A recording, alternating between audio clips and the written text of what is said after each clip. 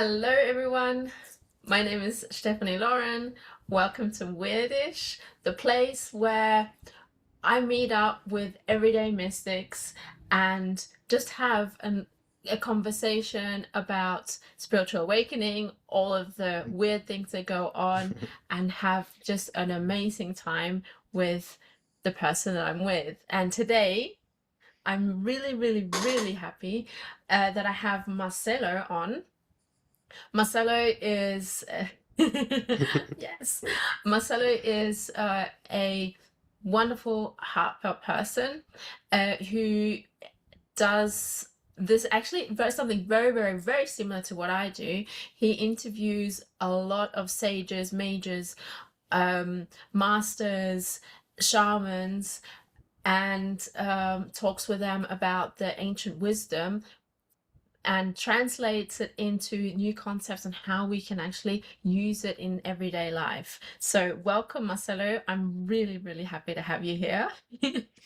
Hello, Stephanie. Thank you. Thank you. It's an honor and a pleasure for me as well to be here to Recording share. in progress. And Wait a moment. Shit. Did you it, just hear that? yeah, I didn't press go. we can start again if you want. There was that again. Yeah, yeah. All right. But okay. How was the introduction? Was that okay? It was beautiful. 10 out of 10. Okay, great. Then I'll start again. All right.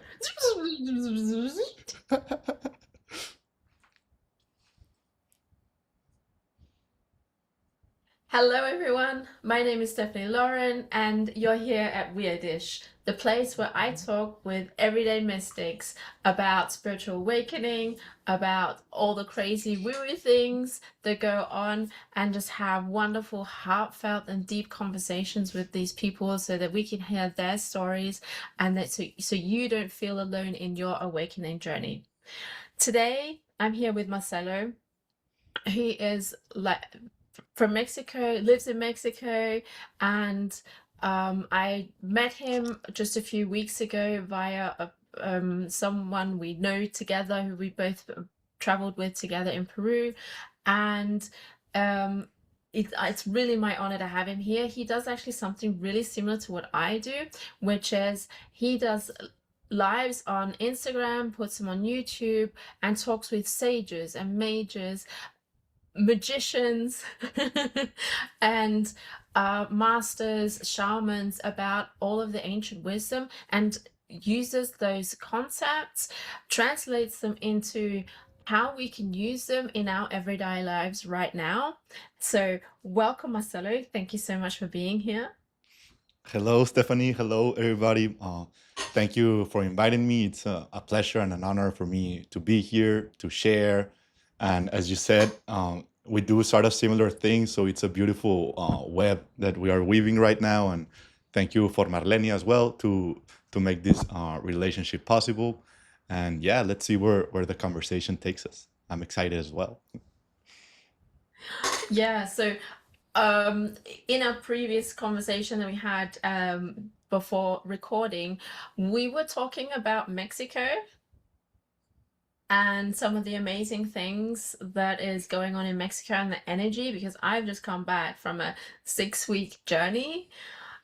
That I mean, Peru was already amazing, but this has been just as amazing, life-changing. I've had so many parallel life memories. There was a lot of healing for me and for the land and for the feminine energy as well. So yeah, Mexico. What a country. I am in love with the country and I'm coming back. Yeah, it's not an if, it's a when, right? Oh, it's definitely not an if. Yeah, I feel very, very cool to go back. Um it was very, very interesting because when I set foot in Mexico City, when I landed there, yeah, my like tears just started to fall. I felt like, okay, wow, I am I'm back. I'm back. And the land just really opened its arms. Although it did take a little bit longer than expected to get into the country, because as we were landing, like we were very, very close to landing, the landing gear was already out. And suddenly the airplane pulls up again Wow. and goes another round. And I'd flown from Frankfurt, so it was a 12.5 hour flight. And I thought, okay, that's interesting. Let's just wait, see what the pilot says. And I just hope we have enough petrol or gas to take another round. And so at some point, the pilot actually does start speaking and says, there was another airplane on the tarmac. So he decided it was too dangerous, timing wise, and said, okay, no, he's actually going to abort the landing and he's going to take another round. And so we were in the air for another 20 minutes, just flying over Mexico City. I mean, it was beautiful.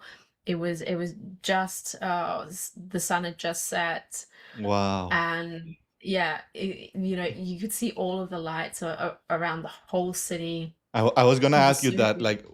like, weren't there like clouds so you could see like the mountains, so maybe Popocatépetl or the. Wow, that's Yeah, I could beautiful. see the mountains as well. So I could see the mountains, I could see the city. It was twilight, so it was such a beautiful atmosphere, and I just enjoyed every moment of that extra round that we did.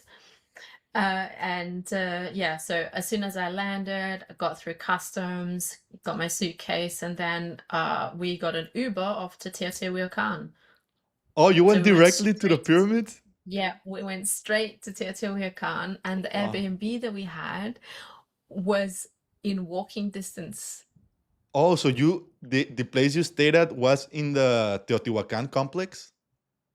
And so it's like in this little village Mm-hmm. next to it. So there's that town, I think it's called San Martin, but we were on the other side in this little tiny Wow. little town where actually all the people, like all the locals live. And it was really quiet, except, I mean, you had all the dogs barking, but it was really quiet. The streets were quiet, and you could just walk around at any time of night, didn't matter. Wow. It was beautiful. I mean, on the other hand, it was hard to find something to eat. I was at lunchtime because it was, I guess, low season, and on that side where all the locals are, there aren't any Yes. restaurants. And so we went that first day, we went shopping, tried to find the shops, and because we were walking. And so I just did the podcast with Marlene a week beforehand, Oh, before beautiful. leaving. And so I asked her, so this is where the woo-woo shit comes in. And I asked her, okay, Marlene, because she was channeling for me, she was channeling Pachamama for me, and that was Wow. amazing as well. And you'll hear that all before this. Okay, so she was channeling Pachamama, and I asked her, Marlene, what is it that I need to follow? And then she said, the puma. Mm. Follow the puma. So, okay, Mm. check. Follow the puma. So we were walking around. We hadn't had anything for breakfast because we didn't have anything because we arrived in the evening, and so we wanted to go have something to eat. And so we're walking to the center of that little village, and behind these like big doors was a huge puma. A real And life then I puma? tried, no, not a real life, but a Oh my huge God. statue of a puma. Wow. Although I have to say, I did see real life pumas as well at the Aluche in Palenque, but um, Oh, I know where. I know where. Yeah, yeah, yeah. yeah, in the animal Wow. sanctuary there. Yeah. Okay, so I did even see real life pumas. So there was this huge statue of a Wow. puma there, black puma, and I'm like, okay. Marlene said, I didn't tell that to Gabriela. I just said we need to go in there, and so we walked inside of this complex, and it said artisan out on the outside, so we walked in, and it opens up to this very, very big open space, where there are like there's a table with big crystals, there are like these Mayan ruins, then there are like big rocks all over the place and lots of statues, and I'm like, okay. And this lady walks up to us and says, oh yeah, here, this is where we create like replicas of the Mayan statues, and we use obsidian and all this. Can I explain this to you? And we were like, no, we just want to look around. We just like, we don't really need anyone to show us around. But she was very insistent, and she just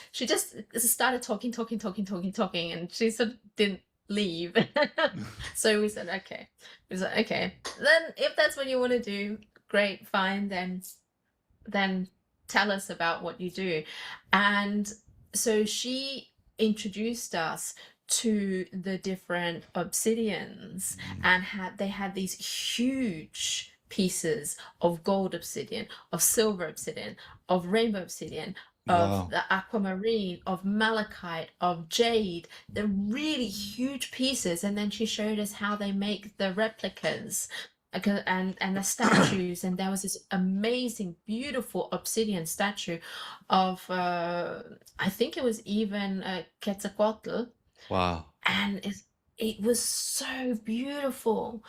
And so, like, okay, so we got introduced, because Marlene told me to follow the Puma, introduced to the gemstones and the magical crystals of Mexico, like inside of minutes of walking out of the building. and then they had this shop that was just full of all of the different gems and crystals and all this stuff. And we were able to see all of the different artisan art pieces. We didn't buy anything, but we were introduced to it, so that when we actually went to the pyramids, to the different sites, and you have all the vendors that are there and on site, we actually knew what we were looking at. We already understood everything that we needed to understand, so that we could like bargain with the people and get a good price, and know like okay, the difference between the gold and the silver and the rainbow and the brown obsidian. Understand also the difference between that and the onyx, and have felt the energy of the different rocks, and so that no one could cheat you. Yeah. Beforehand, did you already know that obsidian comes in like different shades?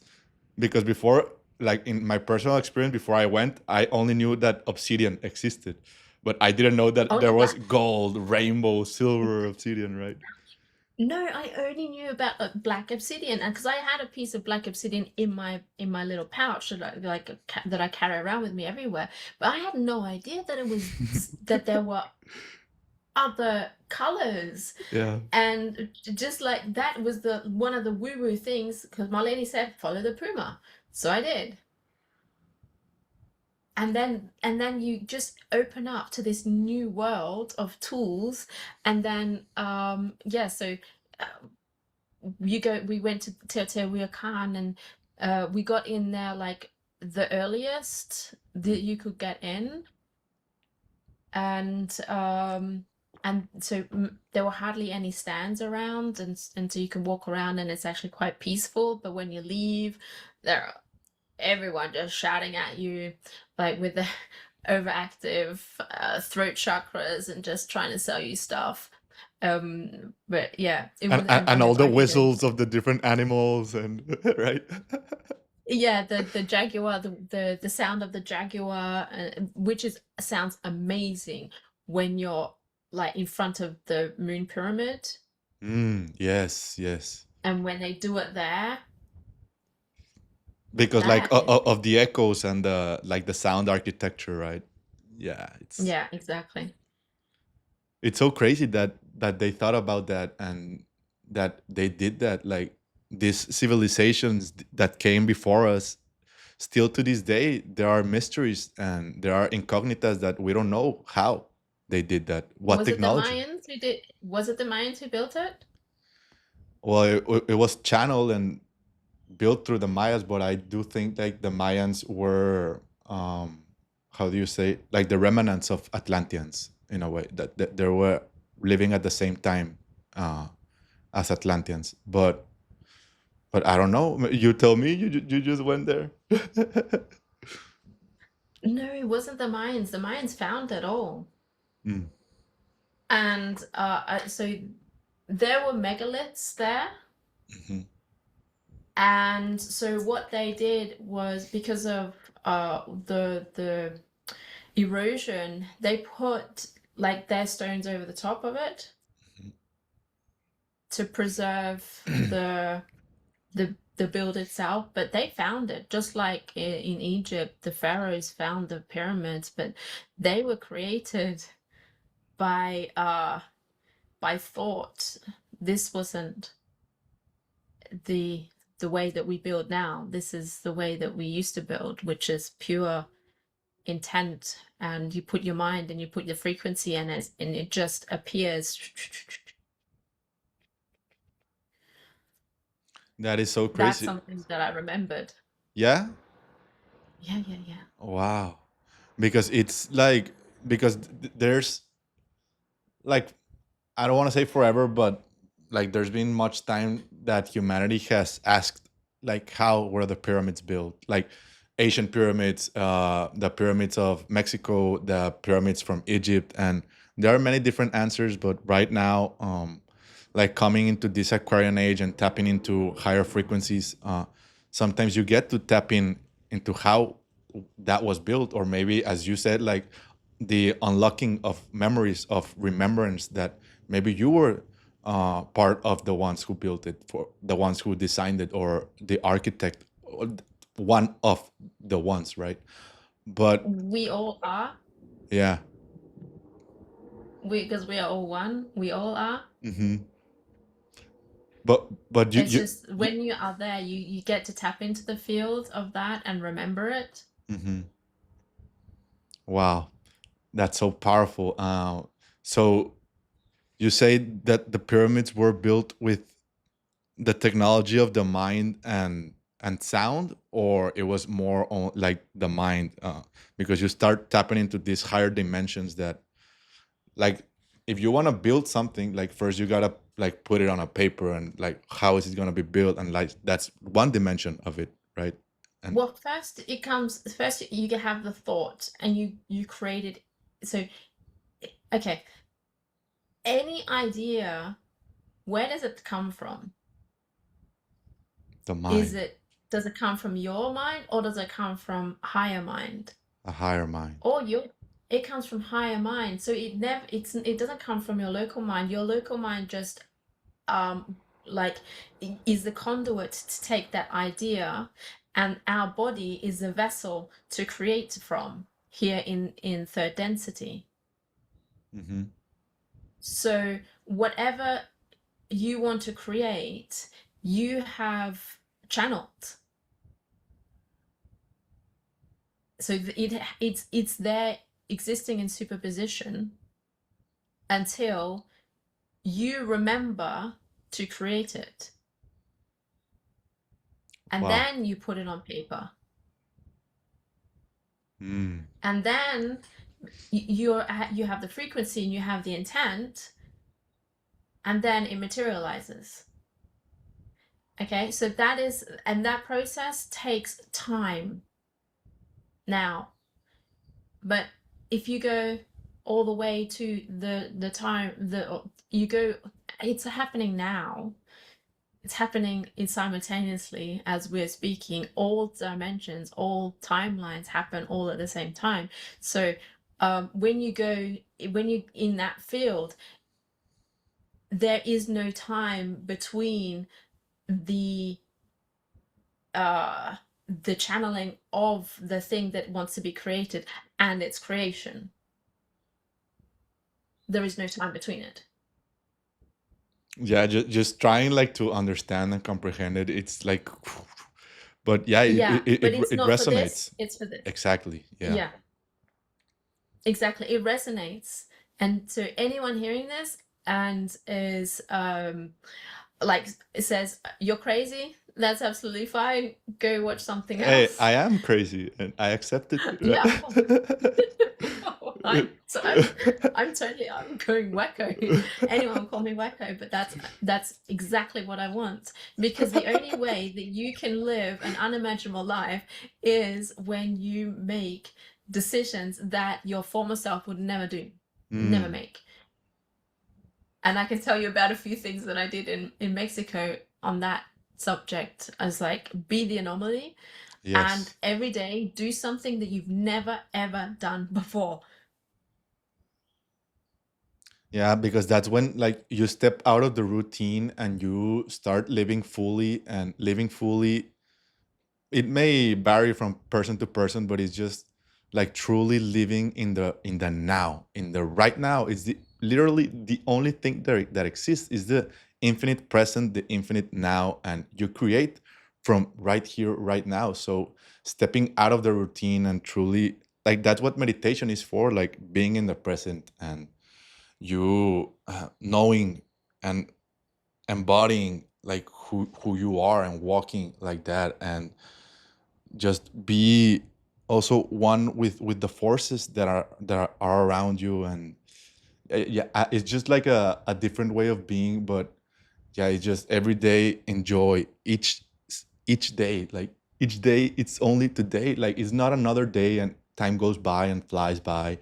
Like truly enjoy every present moment and be grateful and have fun. And if you want to cry, cry. If you want to scream, scream. But like dance with it, move with it. And yeah, like as you said, like keep on like walking and doing different things, like, right, like stepping out of that comfort zone into that unknown, because that unknown is the void, and that's where creation happens. So yeah, so it's so wild, like everything. But yeah, life And that's lately. how you jump timelines as well. That's the quantum leap that you do is as once you understand that by stepping out of your comfort zone, by doing the things that you've never done before and doing something that you like your yesterday self wouldn't have done, that is how you magnetize a future that is in resonance with the you, with your frequency.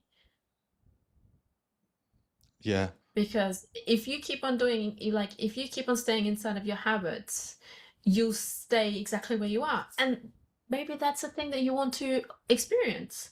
Amazing. But if you want to have like an unimaginable life and be surprised by source every single day, then you have to do things differently. Hmm. Yeah, and it's There's also no like, other way. a mind shift, because if you want to experience miracles, you have to believe in miracles, right? If you want to experience magic, you have to believe in magic. Like God is like, whatever you believe, yes, it's true. You don't believe, yes, it's true. You believe, yes, it's true. So what do you want to believe in? What do you want to tap into? What do you want to embody? Because we're this electromagnetic field, like a torus that's always giving and receiving. So what do you give? What you give is your own energy, it's your own vibration, it's your own coherence, and that's what you will attract, because time don't exist. It's like a quote, a phrase I once read, that what you're looking for is like orbiting around you, and like it will come to you when you fully embody that version of yourself that can like sustain it in a way. So yeah, you just gotta like step by step, like keep going and walking through that evolution, through that uncomfortableness, to that unknown, and every day be willing to be yourself, to just be you, to do different things and believe in miracles and believe in magic, because the universe is alive and it's pulsating, and synchronicities are real. But if you believe in them and if you start paying attention to them, because what you pay attention where your energy goes, that's what you will like get back in a way, right?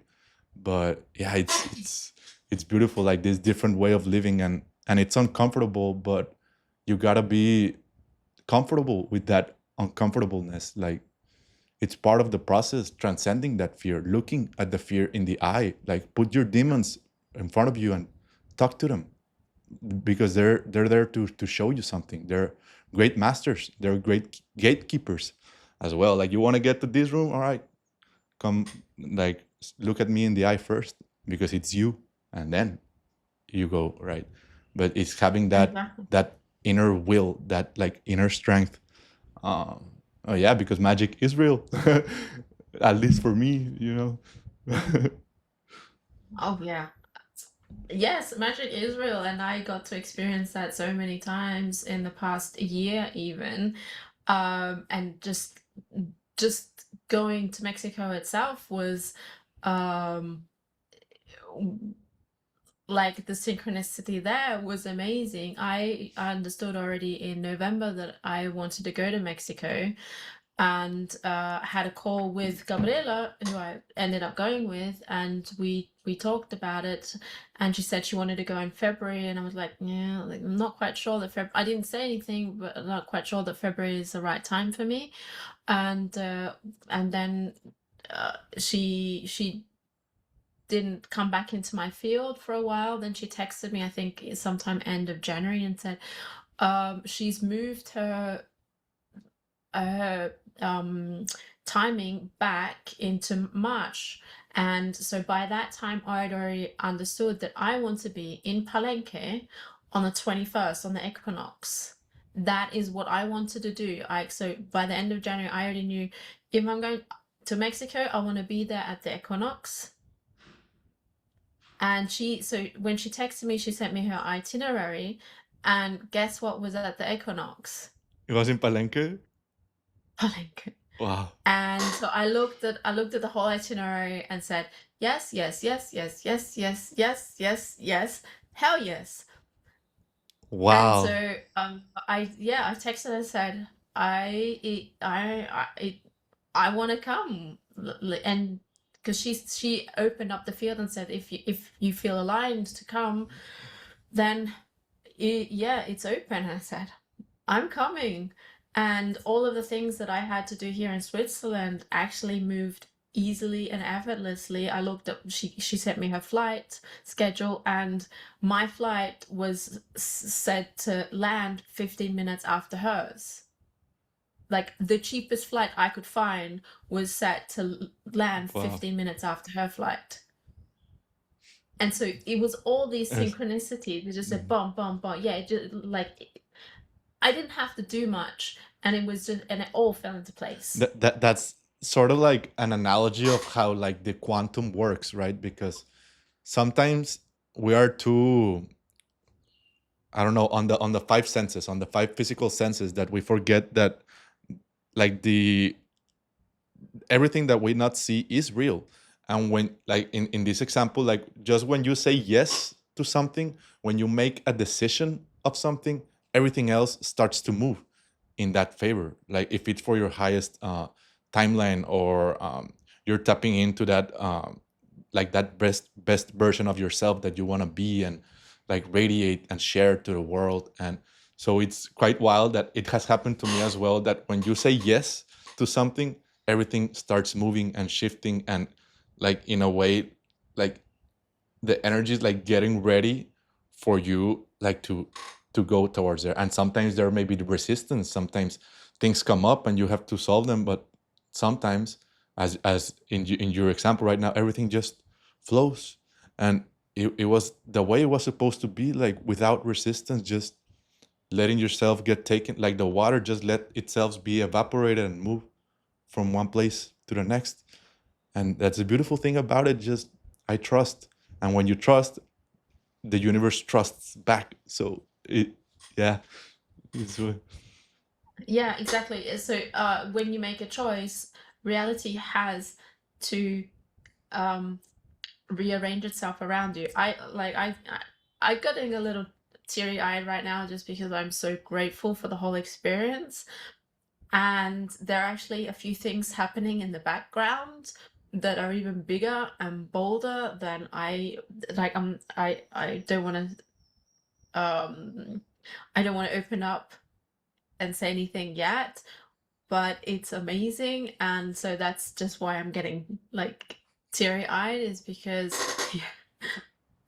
thing like at the beginning, when we were in Teotihuacan, that was like the first few days, and being in this new place, I felt a little bit of self-doubt as well of how I'm going to be away for 6 weeks. How's it going to be for my kids? Um, and I was allowed to look at that and reaffirm my own self-trust. So exactly what you were talking about, and say, okay, I trust myself. This is an amazing journey, and um, just come back to myself again. Look at that old habit brain coming in, bringing doubt in, because it's just something that you've never ever done before. And going through that, breathing through it, being with it, seeing it, and actually integrating it. And then after that, I didn't like, the self-doubt is just left. Yeah, so it's that was another thing. Out of all of the different, let's say, monsters or uh, demons that came up, it was just, observing it, coming back to yourself every single time. And that's like, this isn't just meditation. This is like, you meditate, you sit down, meditate. This is walking meditation, where you are in meditation just the whole day, where you see these things come up. You can automatically see it from the higher perspective, and you can alchemize it and integrate it immediately. Mhm. Yeah, because it works both ways. Like when you start stepping into this highest version of yourself that emanates and embodies more light, you also have to integrate more shadows. So it's like a movie, like the main car, because everybody is a hero, like in their own journey. Everybody is the chosen one in their own story. Like, but you have to choose for yourself, and you have to accept and embody that, and like grab the pen and, yes, okay, it's time for me to write my own story, and it's time, and walk the path and be willing to take action. And when you start walking, demons will start popping up, but they're your own demons. Like, they're not nobody else's. It's your everything is a mirror. Like, they're your own. Don't blame anybody else. They're your own. So you gotta transcend them and look at them in the eyes, because they're your own, right? And every time you transcend them, they try to come back. But if you don't give them attention, or you already walked past that, okay, that demon, you've like integrated, transcended it, but then there's new ones, and then there's new ones, and every time there's bigger and more fierce. But you've already like sit and look in the eyes many before. So this one, it's more powerful. Yes, it's bigger and the energy is stronger, but I've already faced uh, some demons before. So okay, let's face this one now, but don't like suppress it. No, no, you're not there. No, no, no. Yes, you are there, and I know you are there. So uh, it don't like I'm talking to myself, right? Like, don't be ignorant and don't say it's not there, because it is there. And the way that I've like learned to work with them is look at them in the eye and talk with them, because they're mine. And don't like, no, I only want to work with angels. And no, no, no, but what about the darkness, the shadow? You all are also that. Like, it's not all, and I love like fairies and gnomes and unicorns. So yes, but yeah, but there's also the dark side part of it, and they're both part of the process, and you got to learn to enjoy both parts. And sometimes the demon might kick your ass, and you might be crying for 2 days, and you don't know what, but you wake up the next day and you are willing to fight again. Not fight, but recognize and integrate, and knowing that it's there, and it's there to teach you a lesson. Like, I found that the fears as well are also great masters. They are there to teach us something, either patterns or traumas, or but they're there for something, and they're all for our highest good, in a way. But yeah, like dark forces and energies, that they're real as well, but and sometimes very, very strongly and very intense. But uh like it's not about not, like, no, they're not there, no, yes, they're there, and be willing, like, to walk through, right? But it's all, as always, easier said than done, no? It's as easy or as hard as you make it, as you tell That's true. yourself. So if you say, well, I facing the demons that are just an extension of myself, it is me, can then be easy. Mm. I mean, when I right at the end of my journey, I did ayahuasca, and Mm. so I had these multidimensional beings coming right at me like this, and I just smiled and said, "Yeah, come at me. Like, you're just me." Yeah. And what happened? Like, they were here, and then it just like dissipated, gone. Wow. Because I said, like, I saw them smile and say, "Okay, it's gone." I find that the best way to, like, just thinking in anime style, like to beat the demon in a way, is like being innocent, being cringy.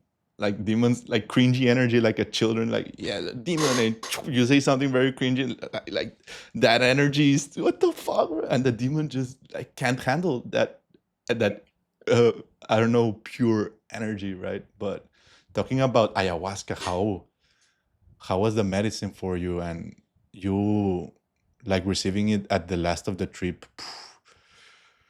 Oh, I like just thinking about it, like move something within me. But like, when did you, like, in which place did you do it, and how was the experience for you? So I did it in Tulum. Oh, Yeah. In the middle of the jungle wow. at night under the stars. So we took the first one at 8 o'clock in the evening. I think it was about 8, and it's like a 7 or 8 hour journey. It sort of depends on the people, and it was just like 4 of us. So it was the master, Shui. He is amazing, and I really love this man. He is so gentle, and originally we wanted to do it with his wife, but it turns out that she actually wasn't even around, and so she asked us if we wanted to do it with him. And so that was actually a call that I had. If you remember, we had a call in when I was in San Cristobal, and we talked with Shui just beforehand because we wanted to see the vibes and see if we were a match. And yeah, like when because from a photo, you do feel energy from a photo, but you Hmm. can just feel much more when you like face to face. And we saw him and we both said, yeah, no, this is the person that we want to do it with. And he also brought someone up, Brianna, who did the singing. And so it was just the 4 of us, and his daughter, but his daughter went to sleep really quickly. And so we were in the middle of the jungle, under Wow. the stars, with all of the animals and the insects and the birds throughout the whole night. I mean, I think I might have got maybe half an hour of sleep, just because I'm an auditory person, so I'm very sensitive to noise, Hmm. and the jungle is really loud. Yes. It's really loud. And so I was just, when everything wore off, I was just looking at the stars and listening to all of the animals, and feeling the energy of the jungle, breathing with the jungle, with the trees, and it was amazing. Okay, so like that's to set everything up so that people understand we were outside the whole night. And so 2 days beforehand I did Kambo and Bufo, and it was just me and Shui, so just me and the master. And so he picked me up in Francisco Umay, because the land is like another 10 minutes drive into the jungle. And so we got onto the property, and still you're like driving another 10 minutes to get to the place. So it's like these are vast places. Yeah. And so I asked him as we were driving through his property, so, well, what are the most interesting animals you have on your property? And then he goes, yeah, probably jaguars and pumas. And I'm Wow. like, but then he said, yeah, they're scared of people, and as long as we have a fire, we're okay. Wow. You did tap into that. When you were talking about ayahuasca, I was thinking like, did the spirit of the puma or the panther show up? But it's very interesting that Marlene told you like to tap into the jaguar, because like in the Trilogia Inca, you know it? Like it's the serpent, the jaguar, and the condor, Yeah. that it represents like Upacha, the, Kaipacha, and yeah, Hanapacha. and like the jaguar, the puma, the panther is like the one in the middle. And what is the one in the middle is like the sun. It's the one who weeps, like who brings heaven on earth, who weeps both the mother and the father. And we are that, right? We are the, like the trinity. It's, we're living a trinity world, like protons, neutrons, and electrons. But yeah, being like in the middle. And also they see very, very, very good at night, right? Where other people don't see, they see things that other people don't. And they're very courageous and fierce, and whatever is like with their claws, they like like all the things that are like, there's my dream, there's my vision, and whatever is, I'll just, because I want that. And you go through it, and they have immense force. And yeah, all the muscles they have. And it's like felines, tapping into feline energy. It's very like, I don't know, but it's nice to, because it gives you that strength, right? Like to face that fear that you might have. But hey, Yeah, but absolutely. how was the buffo as well? Amazing. Yeah. Amazing. Wow. So um I immediately just went into like this white light and sound. I was just sound and frequency, and I was on this sound journey. There was like water. I was like this waterfall, and it was just beautiful, harmonious symphony. It was just like I was blissful frequency. Wow. That's it. There Wow. was like everything, everywhere, all at once. Mm-hmm. That was that. And I mean, as first we did like a microdose, and I was like, I don't really feel anything. And then the second one, and so I made a noise like, ugh. And then I just had this thought, oh, this is what it feels like when the ego dissolves. And yeah, I was just one with everything. I went straight to source. No going through Go and collecting $200. No, I was just like straight up. A No one-way ticket to middleman. source. One way to get to source. And yeah, it was just Wow. amazing. Lasted about 6 minutes. And then I came back, and just, seeing my hand again, feeling the gravel under my fingers. Yeah, I just gratitude. I mean, I understood what we gave up to be embodied, but at the same time, I was just in total gratitude to be embodied and to feel again. And those 6 minutes felt like eternity. Mm. Yeah, because How was it for you? I did bufo last year as well, but like just overall, like on medicine, as you said, um, and actually earlier this year when I did hikuri, that is peyote, like one of the guys running the ceremony, like after, because peyote is like the sun on the earth, right? Because it's uh, how do you say alimento? Like what it eats, it's the sun, literally. And Mm. so the ceremony lasts the whole night and it ends with the sunrise. But part of the medicine is you cannot sleep throughout the whole next day because you are the sun and the sun like rises today and right in a way. But he said like, why do we have to call it medicine? Because maybe you can do it without you being sick, right? But what I've gotten from these medicines is like just enjoy life, enjoy every day, enjoy every breath, every bite, like live every day as like truly it's the last, like, and be grateful because what we're experiencing right now, like this, the human body is like the highest technology in the universe, and we just take it for granted. We don't even think about our body. We don't like hug ourselves. We don't.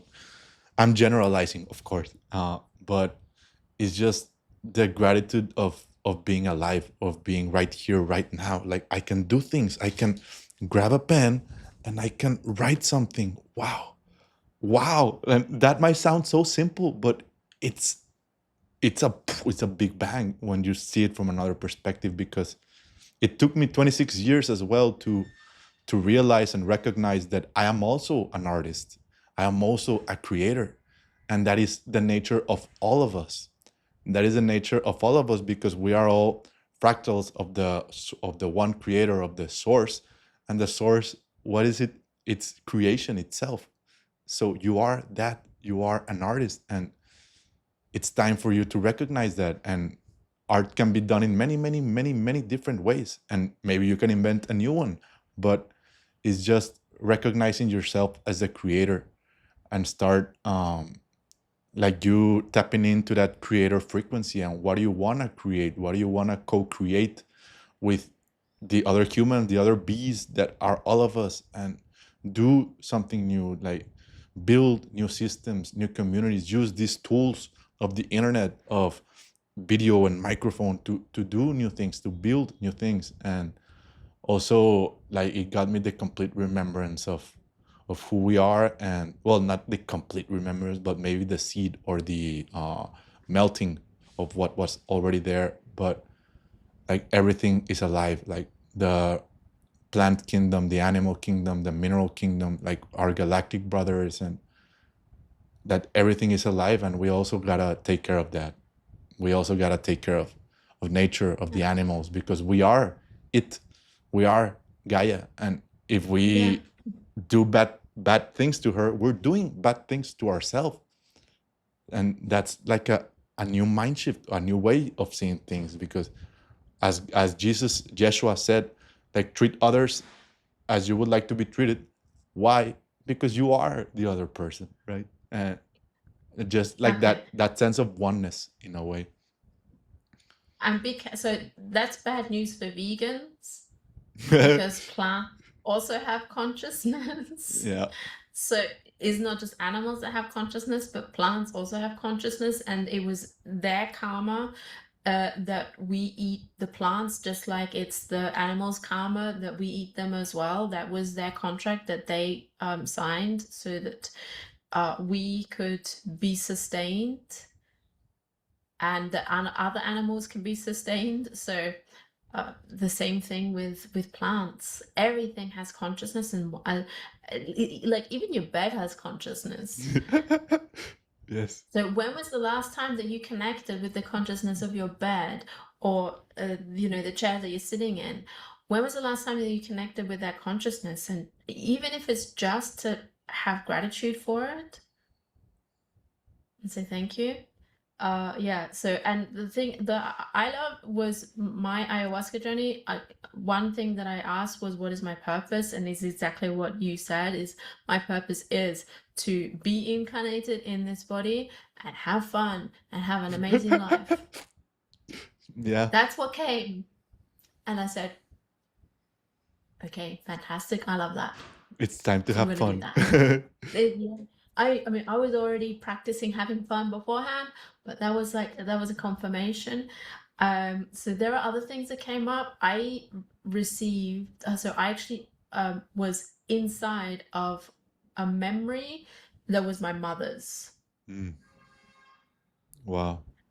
And yeah, exactly. And so I asked, why did I see this memory? And I mean, the answer, like Mama Ayahuasca started or wanted to start to answer, but I'd already answered my own question. I was like, of course, because she's my mom, because this is the ancestry. These are the things that we're here uh, to to close out those karmic contracts of our ancestors. That's the energy. That's why we came here right now, is to do that work. So like, I already answered my own question. And also another thing that came up was actually this podcast. And so Mama Ayahuasca said, okay, so it's your job to go deeper and to just get behind all of the bullshit and just uncover the truth. Mm-hmm. And And so those were just like a few things that I can remember that Mama Ayahuasca showed me. And yeah, so I metabolized it pretty quickly. So I came out pretty it was actually after the second round, something started like spraying on my head, like sprinkling on my head. I'm like, do they have like those little sprinklers in the ground that would just like spray a little bit? I'm like, what is this? And then I sort of take my arms out of from under the covers, and I feel more, and I get like more rain, and I look up. You open up your eyes and look up, and I can just see stars all over the place. What is going on? And so I put my hands up. My hands are glowing. I mean, I see my hands glowing, and so I'm having difficulty. It's like, 'cause my hands are glowing. I'm wow. feeling rain, and it's starry. And then I see Gabriela sit up, and she's like doing the same.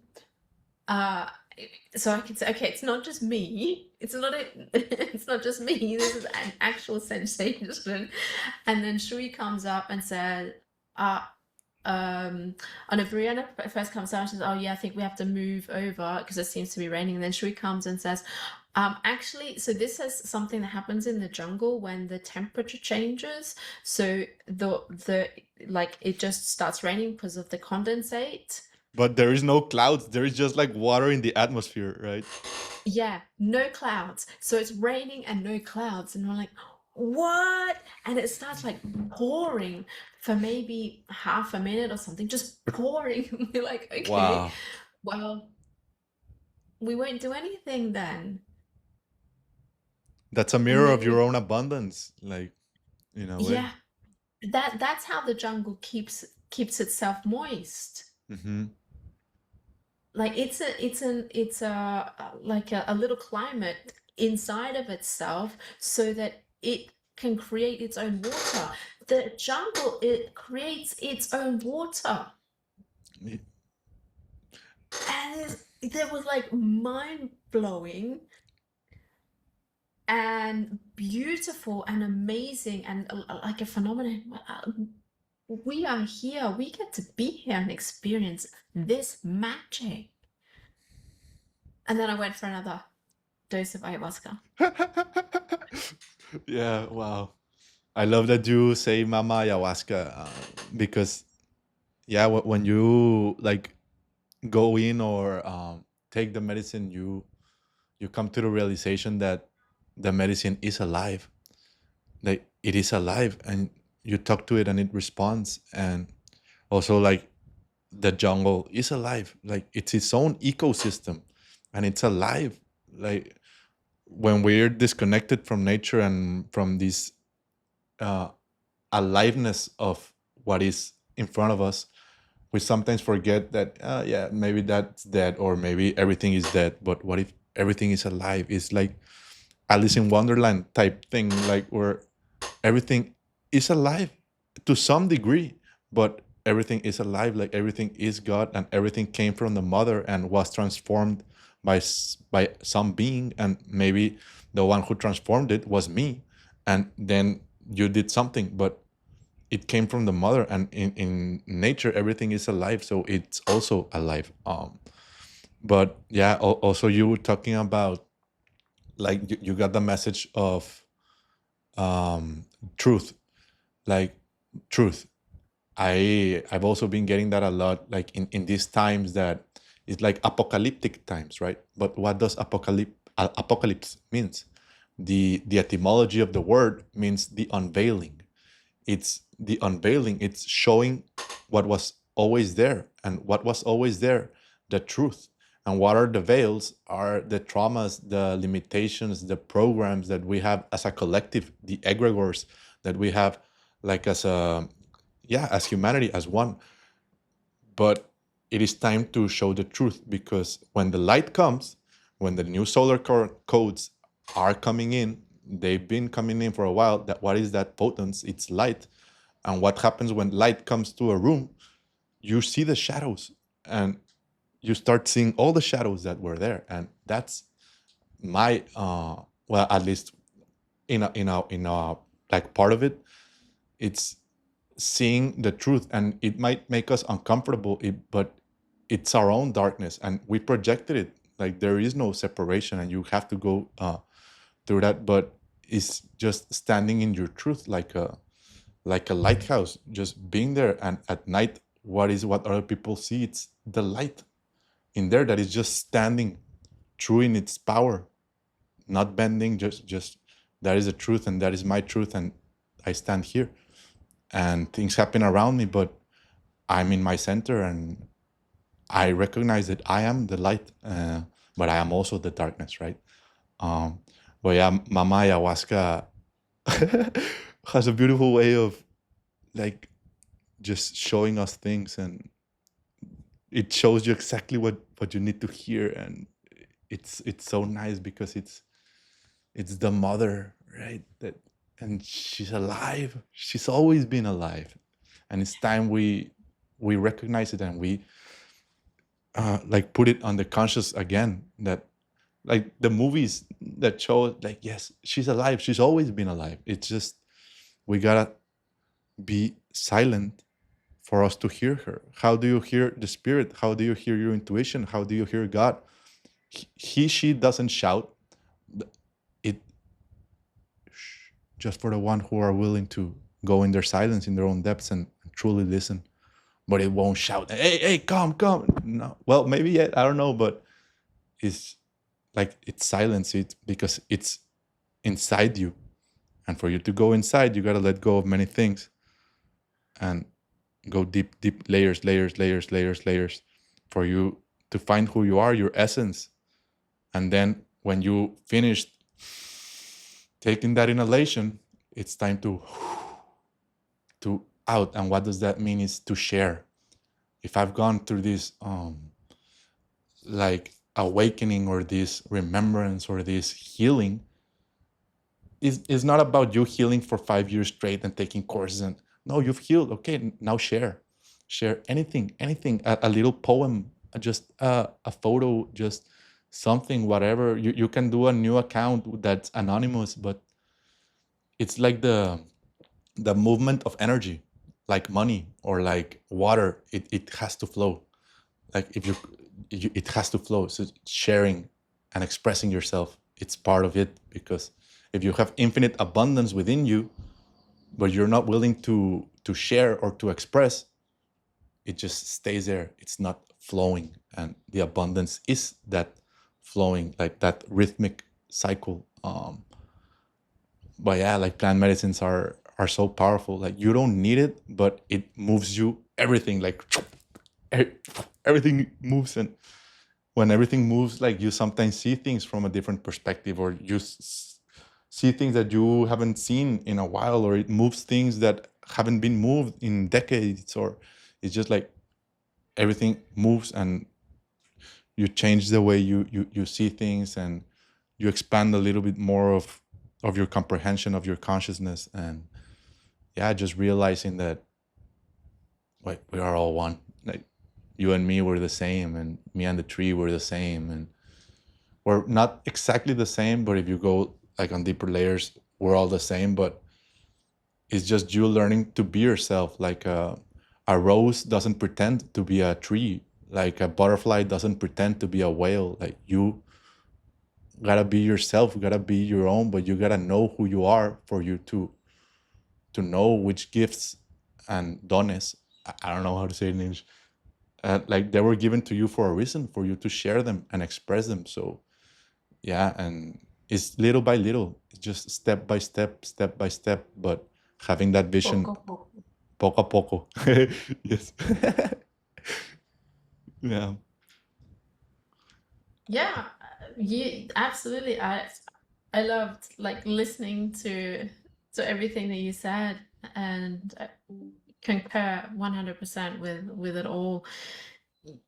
The thing that I see in addition is that we have access to the whole field, to everything, to all gifts. So you can choose which gifts that you want to receive as well. So like you've programmed yourself for some of the gifts, but you have access to the whole field. Choose what do you want to create in this incarnation. Can you create everything? I don't know. And because Source split itself up infinitely into fractals so that it could experience itself through each fractal.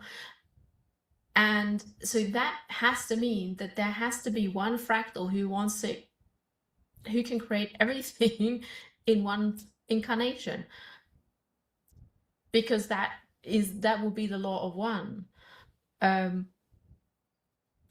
I mean, is that you? Is that me? I don't know. But I've had many remembrances of parallel incarnations, where yeah, I've created things like yeah, like Imhotep and the pyramids, of creating the pyramids as Imhotep. Damn. Wow. And yeah, also really interesting remembering Chichen Itza Mhm. and creating Chichen Itza. That was fantastic as well. Wow. Hey, let's create new pyramids. Yeah, let's create new pyramids. And each pyramid is like on this acupuncture point. Mhm. So if you look at Earth, and so our meridians through our body are the same as the meridians across Earth and also across the cosmos. Okay, so from the micro to the macro, from the macro to the micro. And so each pyramid was built on an acupuncture point. So if you take traditional Chinese medicine and you put, why do they stick needles in your acupuncture point? For the energy to Because flow through. for the energy to flow, and especially because there might be some energy stuck there and it needs a valve to get out. So what are the pyramids? As above, so below. As above, so below, but they're the valves to release energy. Mm-hmm. And if you look at the chambers on the inside, what happens, like the chambers that are then the natural field for the energy to flow out. So the pyramids are like, this is what we channeled sitting in front of the sun pyramid in Teotihuacan. And so it was a Monday. We were in Teotihuacan on the Sunday, on the day of the woman, on the 8th of March. And Wow. we were only on, we actually, we didn't plan it. We had no idea until that morning that it was like National Women's Day. And the entrance that we chose was the moon pyramid entrance. And so we like just random. Okay, it was the energy, so of course that was what we chose. And then we only stayed around the moon pyramid on that day. It was all about alchemizing the feminine wound. It was a lot about the solar plexus and the throat chakra, and of women's, and not just women, but the feminine side of everyone being silenced. So we have all been in parallel lives, being silenced for being our authentic selves. And being silenced, like you could take whatever type of silencing, like our tongues cut off, heads cut off. There was so much suffering that went with when you were being your authentic self, that you were silenced, that this has become this has grown over time. And so what we did at Teotihuacan was heal that for ourselves, okay? Because we had all of these people shouting with overactive throat chakras, trying to be heard over all of the noise that was going on.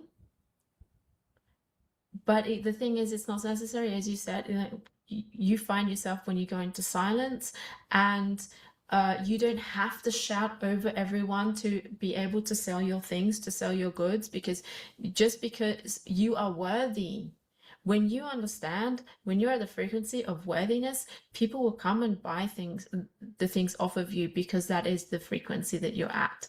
But when you're at the frequency of lack, you will then, also hear the overactive throat chakra. And so when we were sitting on that platform, we were doing a lot of meditating, and like we both felt our throat chakras closing up. And we were sitting on the platform where people where like the person would stand and he would shout and we'd talk to everyone, and so that would echo off of the walls, so everyone could hear what that person was saying, standing on that pedestal or on that platform. And so that is where we did actually quite a lot of healing of the divine feminine. Everyone has the divine feminine in them, so I'm not talking about gender, I'm talking about energy. And so we did that healing of ourselves, and when we do it for ourselves, we do it for everyone, of course. And we climbed up the pyramid as well, and on the top again, like there was this very dense energy that needed to be alchemized, and there was a lot in the heart there as well. And so it was really, really funny, because Gabriela, she bought a gold obsidian and a silver obsidian massage. One with like the gold was I think the smaller one, and the silver was a big one. Now I'm just going to demonstrate with my aquamarine and my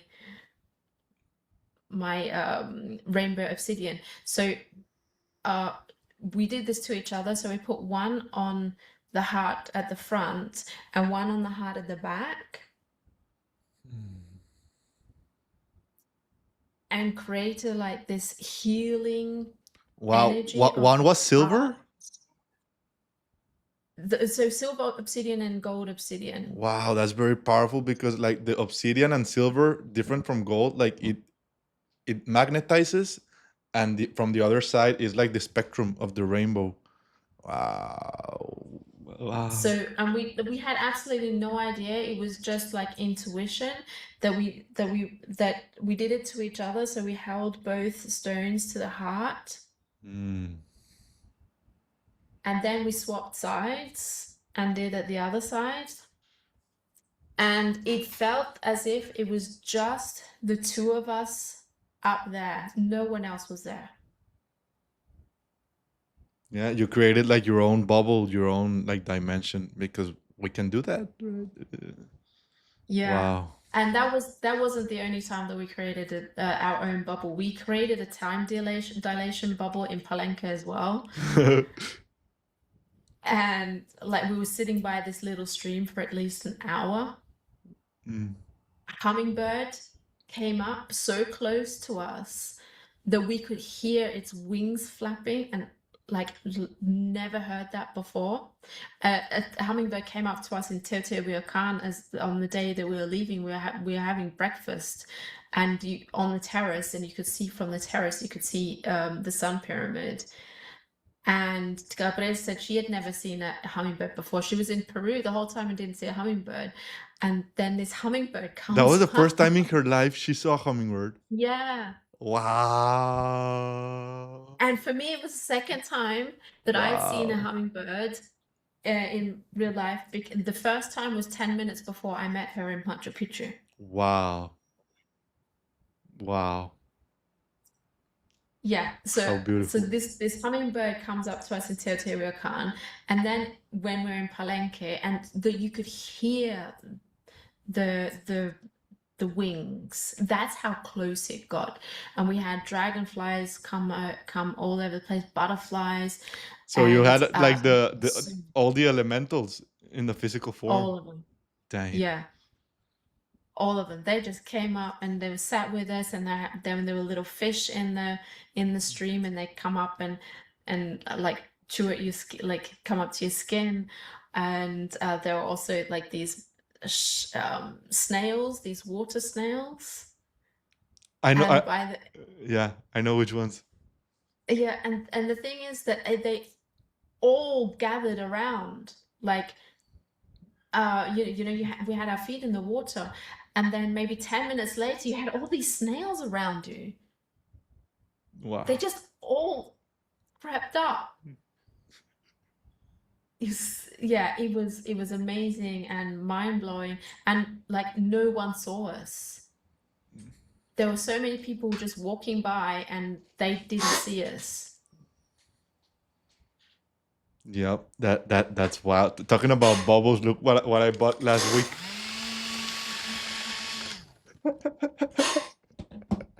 I bought it last week. I said I gotta like just put bubbles everywhere. You know, I love bubbles. But what you're saying is so interesting because like I found myself that libélulas, the fireflies, no, what Dragonfly. dragonflies, yeah, they're elementals, butterflies as well, hummingbirds as well.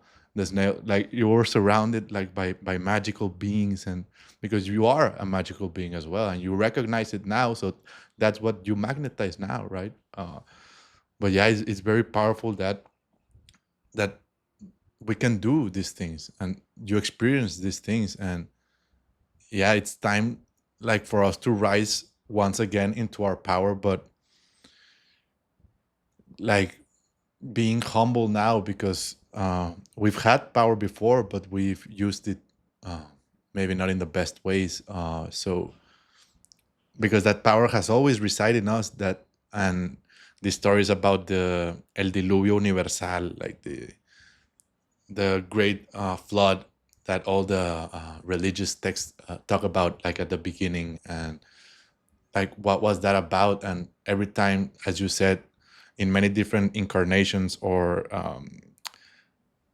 líneas de tiempo, timelines, we were shut down and no, you cannot talk, stop saying the truth. So we have a lot of traumas in a way. So recognizing them and transcending them, and little by little start expressing and start just sharing, because if you do it, everybody do it. If you don't do it, nobody do it. So because that's the way it works, right? So if I'm courageous and I share, she will be courageous and she will share. If I dim my light down, she will dim her light down. So what if it all depended on you? That's quite the responsibility, but what if it's like that? Take that responsibility. And that's the responsibility. And like a friend says, like your only responsibility is to love more. That's it. You have a lot of responsibility. What's my responsibility? To love more. But you cannot love others if you don't love yourself first. And that's the thing, right? Self-love. Self-love. And I've struggled a lot. Maybe all of us have with self-love. Like, who do you see in the mirror? Who do you see when you look at yourself in the mirror? Self-love. Love yourself. Forgive yourself. Forgive yourself. You did the best that you thought it, and you had the tools and access at the time with the best things that, but forgive yourself and love yourself more, because that way you will be able to just be yourself. And when you just are, you're just emanating that essence that you've always been, but you recognize it now. um, but yeah. We have many desires, but there's only one desire that is, let's say, real, and that's the desire to know who we are. And we are unconditional love. That's who we are. And when you remember yourself as unconditional love, like that's what I felt when I was on Bufo. That's what you feel when you're on plant medicine, washuma, or like I've done this before, deep trance identifying with Jeshua. We are unconditional love, and that's what we are here to remember. And something that we also channeled in Mexico was we have, in every single incarnation, we have remembered who we are. And in most incarnations up until now, we've remembered right at the point of death, like taking your last breath. That is when you remembered you are unconditional love. But you always remembered. You always fulfilled that desire to remember. And so what we are here to do is to remember and to embody unconditional love. And when you look at yourself in the mirror and all you see is unconditional love, that's what we're here for. And that's something that I realized last year. I'm unconditional love, and I'm here to give unconditional love, no matter what. No matter what. Yes. And that is it, like with no conditions. No conditions, just love. Radiate that love and give it to yourself. Because if you only look to receive love from external sources, you're filling a void that you will never fill. Because it's not about feeling whole, it's just that unconditional love. You gotta give it to yourself first. Like, love yourself exactly as you are, because you chose this body, you chose this name, you chose.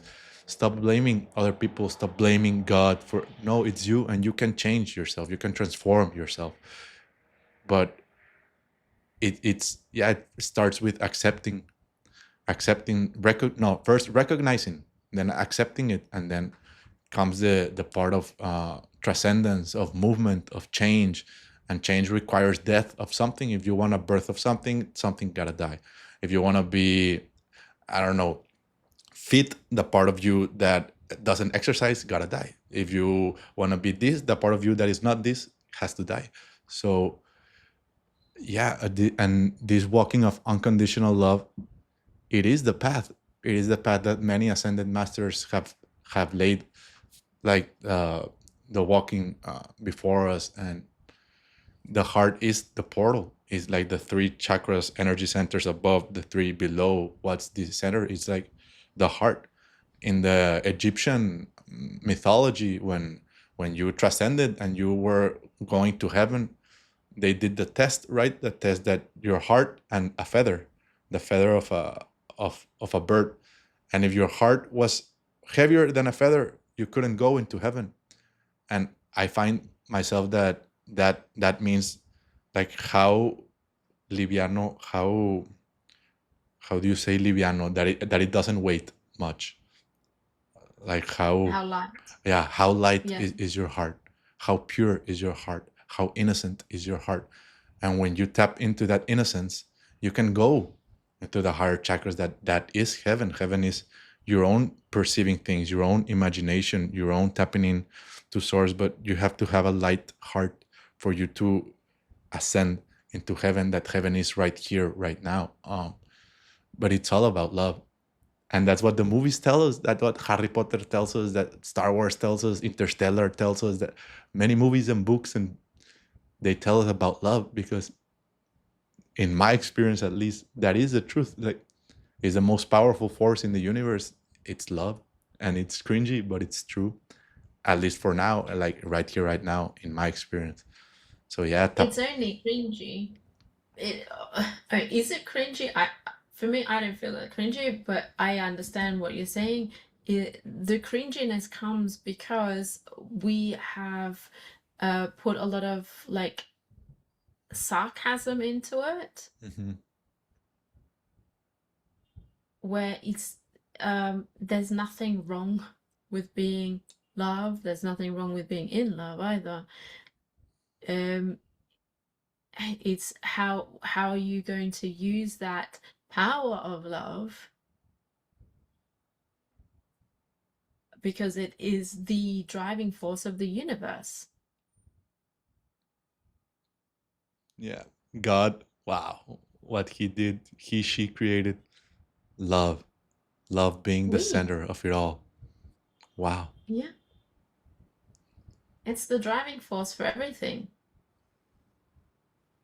And once you've once you know that, so understanding is here, knowing is here.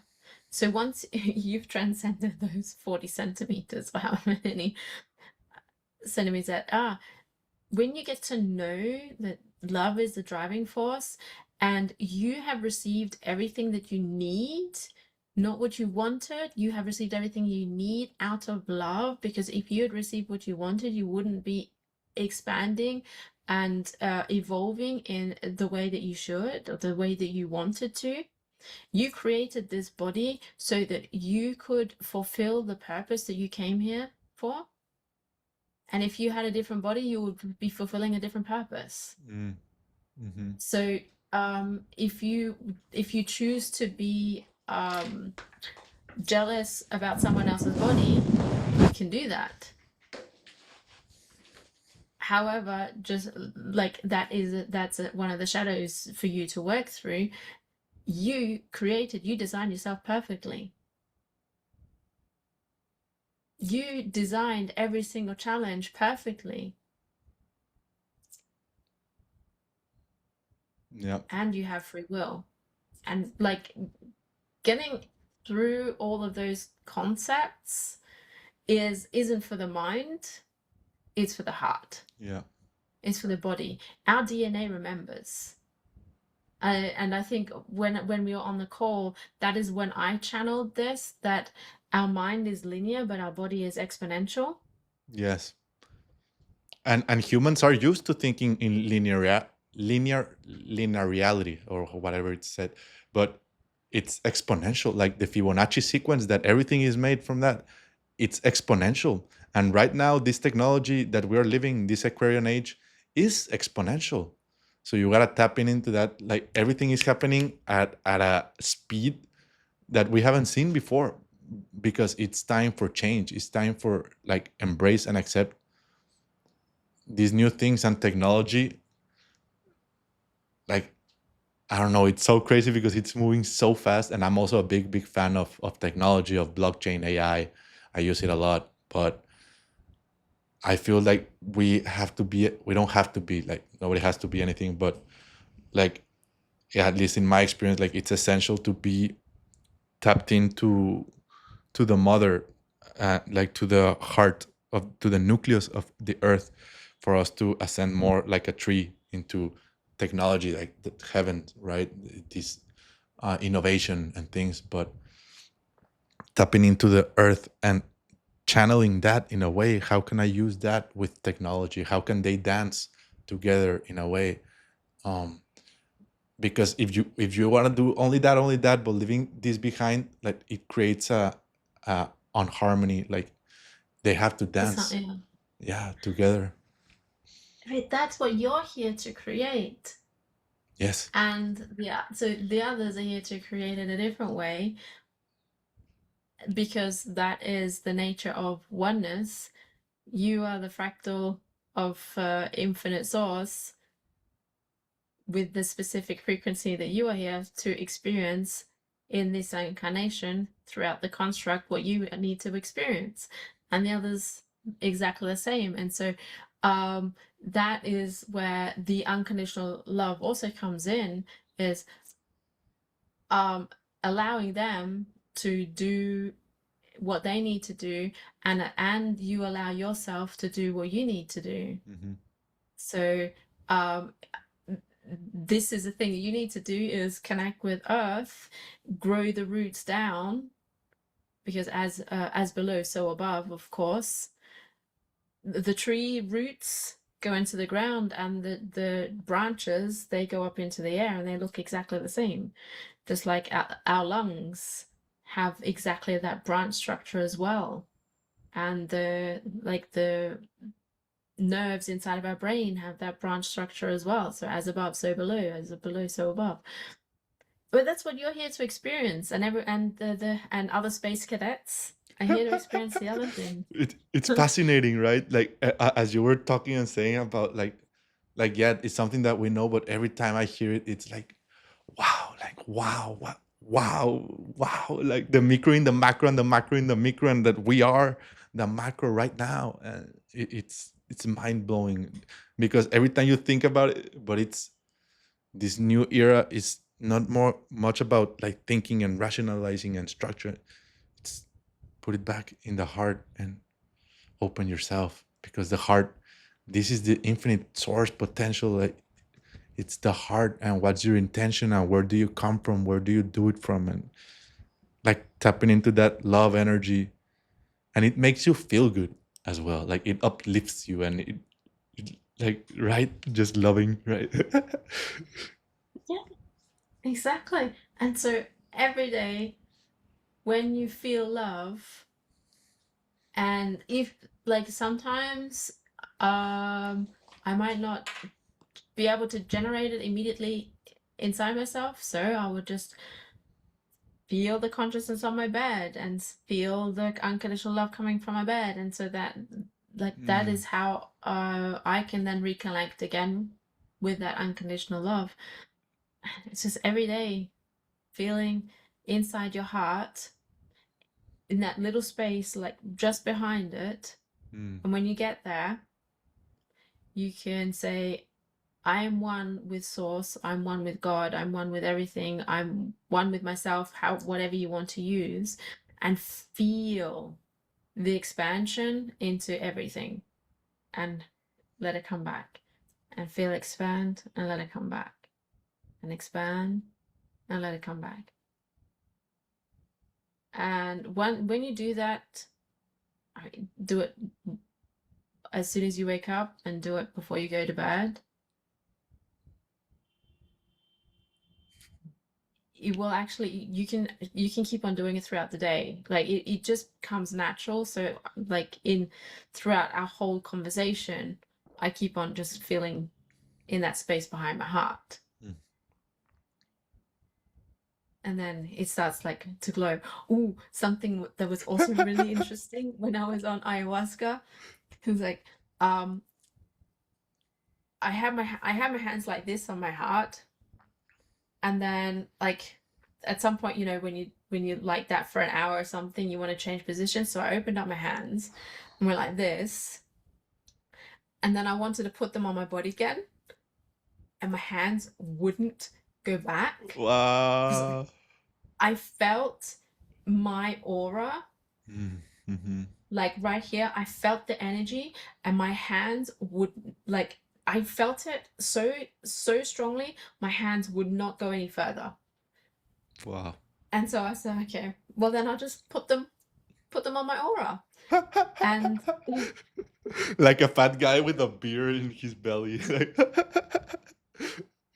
exactly. And you know, started just playing with it and feeling the warmth. And like, I didn't Mm, open my eyes, I didn't dare look, but I just felt the warmth of it. wow. And so Brianna was singing, and she had a guitar, and my arms were just like moving around, like I couldn't do anything, and it was just like kept on bumping into the aura. And it was like this totally interesting sensation. My arms just like doing whatever they wanted to do and resting on my aura. Mm.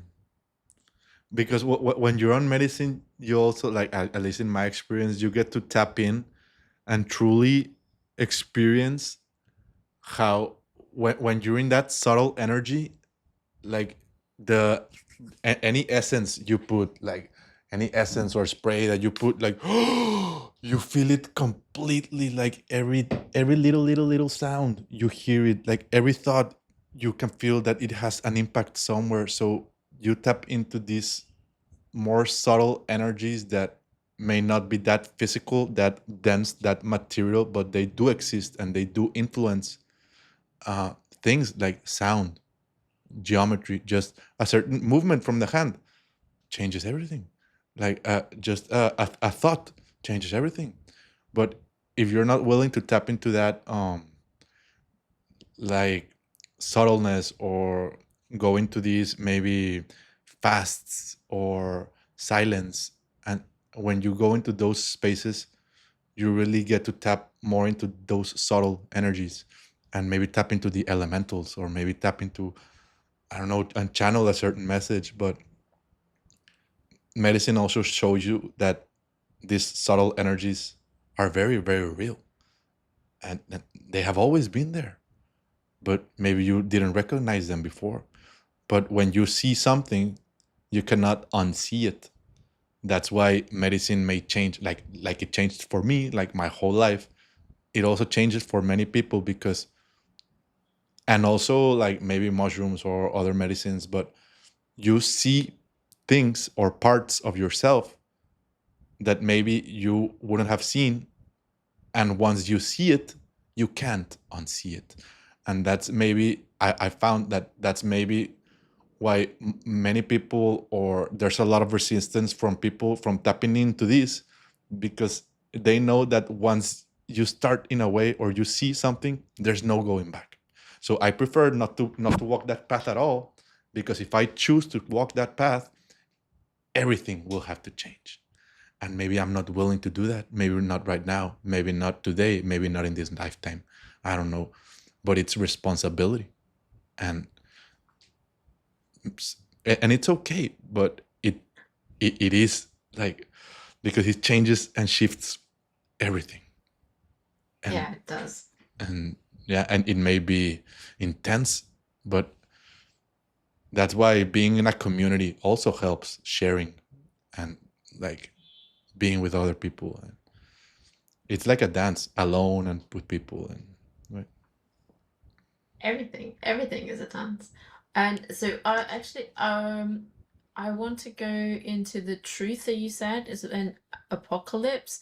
So what happened, let's say just before Atlantis was washed away, was a, or no, I think that it was even Lemuria. No, it was in Lemuria. There was a veil put over, like a system distortion. So this distortion was put over, and now I think it started 2012, where the veil had lifted, and so this lifting of the veil, um, of course, is the the truth. It is the what remains when the distortion is gone. It is what was before the distortion and what is after the distortion. And so that apocalypse, the etymology of the unveiling is just taking away that layer of distortion that was put on. Mm-hmm. And the floods, they had to come because of the there needed to be a reset, because as you said before, the power was misused. Mm-hmm. In Lemuria it was misused because they were all in the upper three chakras, and they didn't take care of the lower three chakras, and so that was all feminine energy. The masculine energy was then that's where the masculine wound, of course, comes from, is from Lemuria and of being suppressed. So the masculine was suppressed in Lemurian times. Then in Atlantis, it was the other way around. So that was all masculinity, that was all technology, that was oppression, physical oppression, physical suppression, and the top three chakras were not taken care of. And so that needed to be a reset. And then our humanity came along, which was the next experiment, but with the distortion and with the masculine wounding and the feminine wounding. Mm-hmm.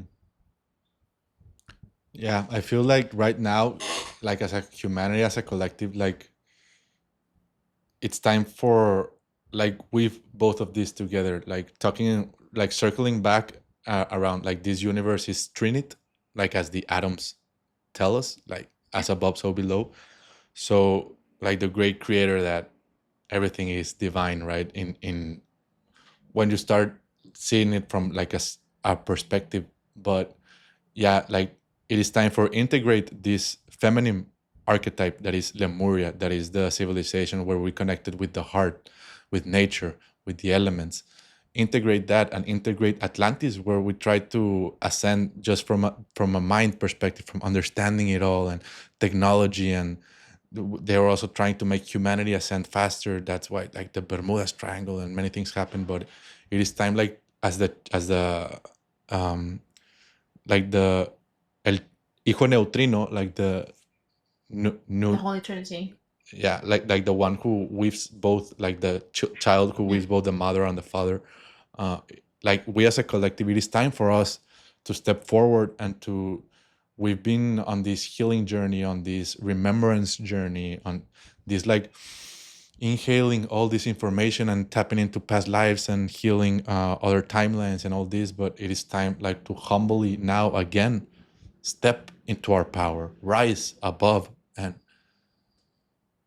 do it as a collective, like as a community. It cannot be done by yourself. It has to be like with many people around, with people from all over the world, because that is also a trauma, that is also a fracture, because at first Pangea, we were all one, and then we fracture ourselves, and maybe in the illusion of belief that we are different. No, we're the same. And it is time to go back into that and to remember that and accept each other's differences. Like a very very big wound that all the native originary people from all over the world have is that there came a time where the white man came and they imposed their own beliefs on you. I take away your tongue, I take away your language, I take away your connection, I take away your traditions. Yeah, and this gets very very traumatized, our and other energy centers as well, and they like disconnect us from the mother. But it is time to, and that's what the prophecies say. The prophecies say that there will come a time where the, because also these native people also have like these traumas that they don't want to speak up, or they don't want to, because when we did, you hurt us, so I don't want to open myself back up again because you hurt me. And animal kingdom as well, and nature as well, because we humans, we gotta know that we've done wrong many times. And it's not about, no, my grandfather, you are your grandfather, so you did it, okay? And take responsibility and just forgive yourself, and say sorry. Is that easy? But with a pure heart, and build something new, and have the courage to now step forward and to do something. And maybe that doing something is just you being yourself, but don't pretend and to be someone you're not. Don't be a hypocrite. But yeah, it is time, like, to reunite, like, the wisdom of South America with the wisdom of Africa, with the wisdom of Europe, because we are all one, and as above, so below. So when we start doing this here, they start doing that same thing over there, because there is no separation. And yeah, it's little by little, but these new times, like the first rays of first light of the sunset of this new galactic dawn of the solar humanity is happening right now. So that's why we're seeing lots of things happening, lots of truths coming to the surface, lots of things moving, because that's what light does. And we're entering in this, like, photon thing, like in space, where light is coming in, new solar codes are coming in, and they come directly from the one sun that emanated it all. um, and I also am a big fan of, like, prophecies and all these things. I love it. Some may believe, some not, but I just find it fun, like, to believe, and that they are happening, and we are the prophecy fulfilling itself. It's not that somebody else will do it. No, you are part of it as well, because if you are here right now, listening to this right now, you are part of the web, and we are all the web. We are both the weaver and the web. Like the song says, no, soy el tejido, soy el tejedor, soy el sueño y el soñador. You're the dream and the dreamer. So it is also our responsibility. If you're both the web and the weaver, it is your responsibility to weave a web. It is your responsibility to dream as well. So it's just these two, because every thought creates reality. Every action creates reality. That's what Gandalf says in the book, in the movies. Why do you, Bilbo, Frodo? Because it is in everyday deeds that everything changes. How you cook yourself, how you talk to yourself, how you talk to your pet, how you receive the sun. How it's everyday small deeds that make the difference and end up piling up. Because, and also, what do you put your attention and your energy into the things, that the obsolete systems that are already crumbling, or the new systems that you want to build, that you have a vision, that you want to bring heaven on earth. But yeah, it's time, like, to start talking to us, to everybody, like, play a part and play their role. Like, if you're not playing your role, there's something missing. Like in the symphony of this music that everybody's playing their own instrument, something doesn't sound exactly right, because something is missing, and that missing is you not being yourself. So it's just the invitation to have the will and the strength to be yourself, and to love yourself, and to forgive yourself, and to embody the creator and the artist that we all are, because we're a fractal from source, and source is creator in nature. And as nature creates, because that's her nature, and so do we. So just tapping into that and incarnating that, right? But yeah, like, it's using this technology, like, to do new things and to use it in a certain ways, because it's a tool. But what if we've been using a tool in a different way? Let's maybe think of new ways to use the tool. Think of new innovative ways that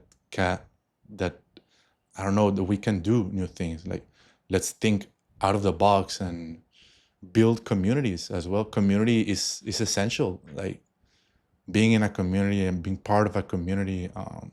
Like right now, I've been going for quite a few months to a Temazcal, and it's something I look forward to every week, because it's a community, and there's like grandmothers and uncles and kids and everybody, but it's just being part of a community. And It's also a community on social media, on different groups, WhatsApp, iMessage, Telegram, Facebook, Instagram, whatever. But being part of a community that you want to help build, and if no, you can start your own also. So yeah. No, I love that. And at the same time, remember that New Earth already exists. We're just watching the unfoldment and participating in the creation of that, but it already exists. Yes. It already exists. Yeah. And so that's, as we both know, that is exactly where we're heading. And everyone is coming with us who wants to, because it's a choice if you want to or not. And that's where we're headed. Yeah. So yeah, it's remembering all of the things that we're here to create. And so, you know, when you cleared your channel, it just becomes easier to remember what you're here to create. When your channel is a little bit more blocked, let's say it just takes a little bit longer. But the energy of right now all the way to 2030, probably even 2032, is just going to be very, very intense. As I just heard the other day that everyone is going to be awake until 2030. Everyone. I believe that. Oh, I do too. But it's a choice of each, like, because we've learned from imposing, because circling back to the native people that they've been imposed, we've learned from that. So now it's a choice. It's whatever you want. If you want to Yeah. come. The door is open. If you don't want it, don't. But nobody is, dude. No. If somebody is obligating you to do something, it relies on your own what you want to do. But it's just an invitation, and it'll be beautiful. So let's co-create. Let's participate in this new earth, and that we're all building together, and it's happening right now. So, and everybody can play their role. Their part is like little bees, and we're all working bees and doing the things that we And love, everyone and will. the honey and the, yeah. And everyone will. And the thing is that there's also space for those who decide to be bored and to sit at home the whole day. There's also space for that. Yeah. Because as an infinite fractal of Source, that's what Source wants to experience. Being home the whole day and being bored. And that's beautiful. Like, And that's beautiful. Because yeah. that's part of it. And if that's what you want to experience, if like your experience is meant to be a very uneventful one, then that's what your experience is meant to be. And that's beautiful. And that's how you designed yourself. Yeah. And thank you for that too, because it plays a part too. It plays a role as well. Yeah. Exactly. Exactly. And so once you see that, you can't unsee it anymore. And that is something like I see all of these people walking around and seeing them all in their perfectly designed bodies, in their perfectly designed lives. Just right now, they're not conscious of it. And I know that like very soon they're going to be conscious of it. And I find that so beautiful. Like I'm part of the first wave. I chose to be part of the first wave. I chose to be someone who like for us it's been a tougher road because there was no path in front of us. So we have actually been literally forging that path. And I have to say, in Merida, in Chibir Khatun, at the Seven Dolls Temple, that was amazing because let's say I'm not going to go through the whole story, but we actually got taken beyond the normal public access point, and we had to forge our path, Wow. like because it was all overgrown, so we were taken to the Mayan temples that other people can't access, Wow. and we called it out as well. Mm. Before it happened, we Yeah. called it out that yeah, we Wow. called it out that it was gonna happen. I mean, we called out so many things. It was like we were walking around San Cristobal, and Gabriela said, and now we're gonna find a clown. And about 5 minutes later, What? about 5 minutes later, we walk into this like dead end. You couldn't go any further, and it was an art gallery. And no joke, a a clown was standing in front of that art gallery. Wow. What the fuck? I just I fell over from laughter because she called Wow. it, and by that time I was like already used to her saying, oh, and this is gonna show up, and it does. Wow. But I'm like, okay, we're in San Cristobal. Where are we gonna see a clown? And sure enough, a clown shows up. Wow. That is crazy. Like it's wild. Like the deeper you get into it and the more you think about it, the more. So it's just opening the heart. Don't think about it. And wow, thank you. What the fuck? Like, it's wild. Wow. Wow. Oh man. I know, I mean, I'm sure like we're also gonna do like a little integrate after the integration. We're going to talk about it as well, but like these are just some of the things that happened. And like during the 6 weeks, also what happened, we planned to go the whole 6 weeks together, but Merida, I didn't really like Merida, and I felt called to go to Ekbalam. So I received let's say an invitation to do something in Ekbalam in the morning meditation. And so I just talked to Gabriela and I said, I think I'm being called back to Valladolid all by myself.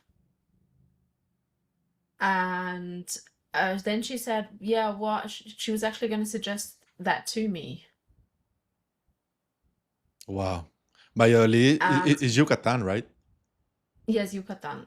And because we had already been to Valladolid for I think 6 days or something, and went to El Cuyo, then Tizimin, and then to Merida. And I just had like felt this call that I needed to go off by myself, travel alone in Mexico. And like that was one of the things that I did, that I like was the anomaly to myself. Do something that you've never done before, which is travel alone in a country where I hardly speak the language. I mean, I was absolutely capable of finding my way and using collectivos and all these kind of things, with big suitcases. Oh, and my suitcase had actually dropped the wheel, so my suitcase was Yeah. riding on 3 wheels. Wow. Yeah, I had lost it in Tizimin. And so I was just like, okay, I think I have to go out by myself, and traveled for nearly a week Wow. alone, which was amazing. How And was it? Like, how would you describe the feeling of traveling like by yourself in a country where you don't speak the language? Like, how was that for you? Yeah. well, at first it was a little strange because yeah, I was alone. Like I've never traveled alone. Like yeah, I've traveled in Switzerland and gone to places alone, but it's not the same thing. It's Of like course. really being immersed in a country, like being a local, and just going inside and seeing what happens. And I felt very excited about it. I mean, I downloaded Airbnb because I hadn't done that myself before, and just like went on there and booked like I did it 2 days in advance, I think. Mm. and found a wonderful place in the middle of Valladolid, like really well on 35th Street, and it was pretty central, and it was amazing, and I had an amazing time. I mean, someone talked to me at the supermarket, and I ended up inviting him to come with me the next day to Ekbalam, which had to be because I remembered parallel lives with that person Wow. in Ekbalam. Uh-huh. So is everything was just like tick tick tick tick tick tick tick. It's amazing that, and you're talking about free will earlier. I, I don't know. This past year, I've thought a lot about like free will and destiny, right? Like, is it true? Like, is destiny true? Because if destiny is true, like, if free will, is it true? But yes, of course, I have free will because I can decide not to drink or drink this water. But there's other forces more, and that is yourself in a way. But when you think you're making a choice or a decision, like you already know if you're gonna make it or not. Like, I don't know, it's such a weird Okay, so this with this metaphor, this is what helped me like integrate that concept of free will. So when you understand that you can incarnate as someone who is born without legs and without arms, and it was your ultimate free will to incarnate like that for that lifetime, because your soul wanted to expand and evolve inside, because of all the challenges that you face as that incarnation. So that is the ultimate free will, that you decided to have that experience. mm. But doesn't karma play a role in this? You could have decided to maybe go into a body that has three, like, two legs and one arm, and do it a little bit softer. Mm. But that's not what you decided. You had free will, and so yeah, there's karma, but you don't resolve karma in one lifetime. Yeah, and it's You also resolve karma over many, many, many, many lifetimes. So that's the thing. It's a free will that you created that body, you created that incarnation with all the experiences so that you could grow and evolve what you wanted to. So that is the ultimate free will. yeah. And as you said earlier, like the fractals, and it's just source wanting to have that experience through that body, like and there's a soul that is willing to do that because there's a, like, we live in an infinite universe, right? And Yeah. yeah, You stood in line for that. yeah, yeah. So Source came and said, okay, this is an infinite fractal that I need, and it has XYZ. Who wants it? And you said yes. And you won because maybe also 15 people said yes, or maybe it's a Exactly. hundred thousand 15 people. others. Yeah. And Yeah. you may think, how can 100,000 souls want to live in that? That's how beautiful maybe the human experience is, right? Exactly. Exactly. And that is how I felt when I came back from Bufo. Bufo is so crazy, like that medicine, like El Sapo, that it takes you like boom, boom, like 10 seconds. You Yeah. It expands like so fast. Wow, the energy you feel, like wow. But yeah, Yeah. And I had combo first. I've never had. How was the Cambo experience? Like, was it a lot of like purge Intense. detox? Oh, yeah, yeah, yeah, yeah. I hear you. That was intense. Like, it's like the worst stomach bug you've ever had. The stomach, what? The worst stomach bug you've Mm. ever had. That's combo. But like once it's and your face sort of, at least at the beginning, feels like it's growing. Your lips Mm. look, they're much bigger, and your whole body just like your heart starts to pump faster. Mm-hmm. And so I was just breathing through all of that. Of course, just purging. You have to drink as much as you can beforehand, to the point that you could even throw up without the combo. That's how much you have to drink at the beginning before starting. Well, what do you drink? Like, Water. yeah, okay. Water. So you just drink water. Like I drank over 2 liters of water. Drink until you can't go anymore. And then like you get these marks, Mm-hmm. and there's one, the other,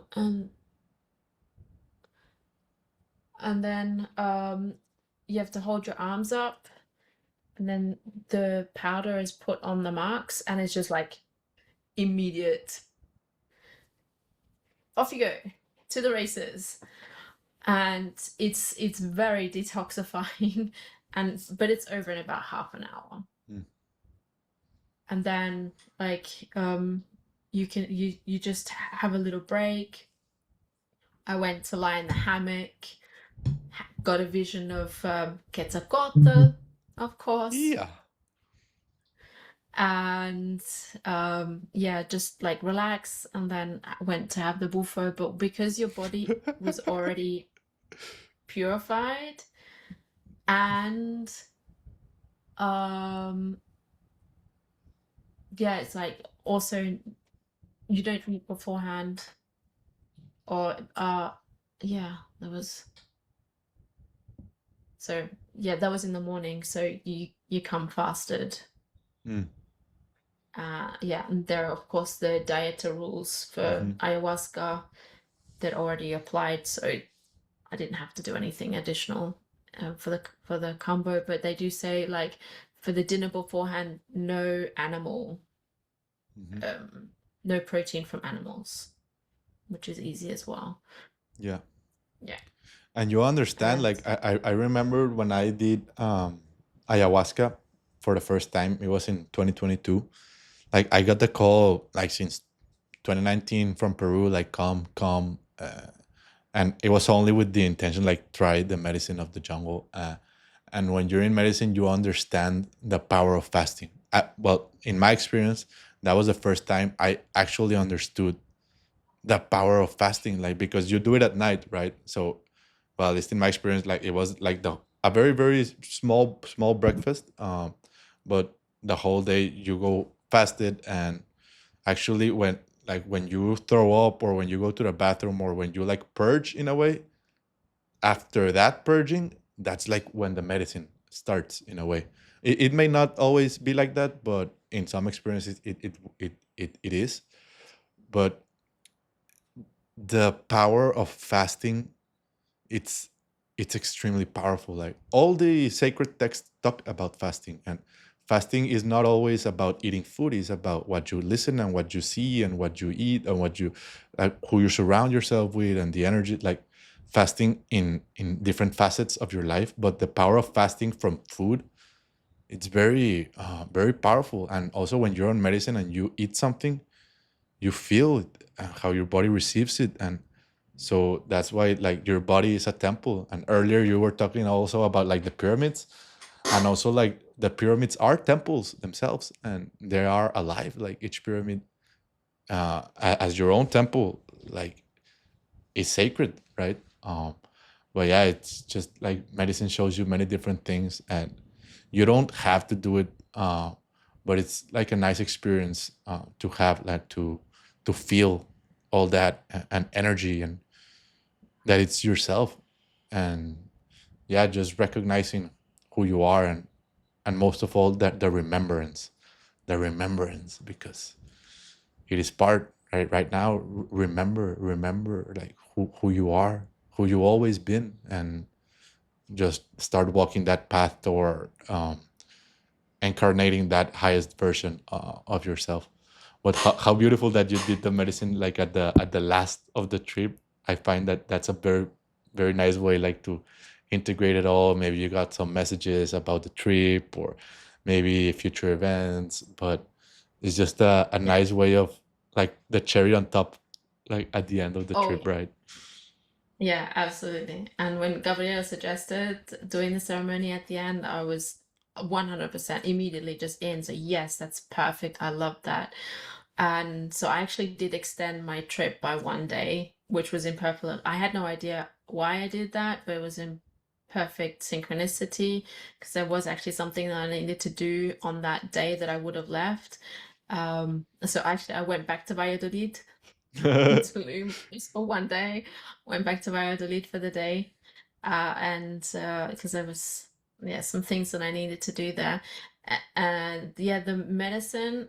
So the medicine isn't for the faint of heart.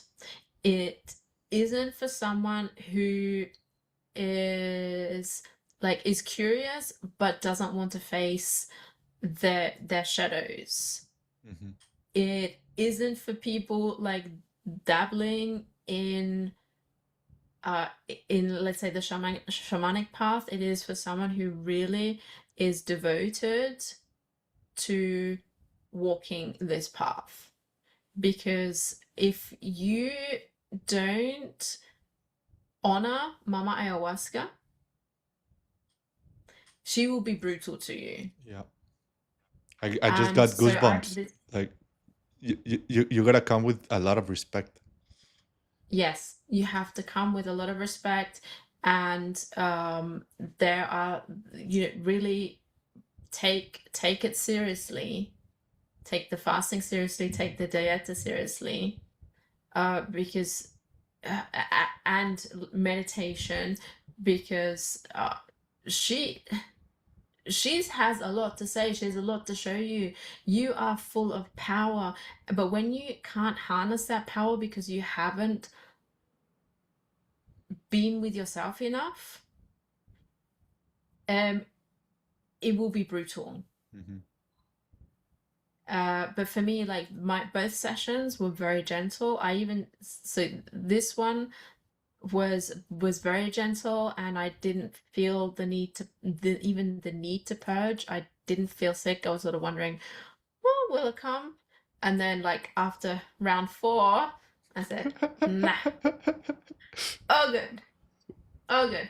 I mean, the last one didn't taste very good, but still, like I had no problems keeping it in, and because I wanted to, I still had about 1.5 hours left, and so Brianna came up to me and said, "You're you're back, aren't you?" So yeah, you can have some more. You just have to ask for more. So, okay, I'll ask for some more then, because yeah, I still want to go deeper. So want to take another deep dive into myself. But once you understand, and the same with the combo, when my heart started beating faster, because the combo induces like a fever in you, but I never felt feverish. It was just because I know, like the way that you said before of breathing, the energy that flows is a torus. Okay, so when you breathe that way, and you have the torus coming in a centripetal way, that no centrifugal way, when it's centrifugal, then you can easily alchemize the energy all the way up to the crown. However, if you are centripetal, that's a different story. And many people have their Tauruses going this way. Mm. And that's what will create the problems, because you're not moving the energy this way. Mm. So if when you've learned to move the energy like this, plant medicine won't be difficult. But when your energy is moving like this, it will be. Mm. Yeah, and it's very like my first experience. It was different, as you were saying, like afterwards. But the first is because you don't know like what you're entering or how it might be. Like I didn't wanna like do lots of research and have expectations or comparisons, so I just went in like blind. Um, but yeah, it was very like one word I used to describe like the first ceremony was salvaje. It's like very wild, like it's the spirit of the earth, like, and it's very intense, and you sometimes feel like the breathing is you. I also found there like the power of breathing and tapped in into other timelines that I've done and practiced these, but it's extremely powerful. Just the simple act of breathing, the way you breathe, how you breathe, when you breathe, it's it changes everything, and your thoughts, and like every thought creates, and it just it's a teacher. So you have to be willing to enter as well, like with a student mindset, but knowing that you are also the teacher. But yeah, it's just going like with your notebook and what am I about, but you will learn a lot of things about yourself, but are you willing? Like as you said, it's not for the faint of heart, because it would put you, like at least in my experience, all your demons and shadows, that everything that you've been suppressing, it will bring them all to the surface. So are you willing to go through that, to look at it that in the eye? And yeah, it's just part of the process of you, like on becoming, to become yourself, and just know who you are. And yeah, like tapping into that essence of who you've always been. So once you now know it, and once you now remember, like I remember the first time I couldn't stop saying thank you, thank you, thank you. I remember now, I remember now. I didn't know, like I remember, and just sometimes laughing, sometimes crying, but it's just the sensation of something activated, and you can't unactivate it.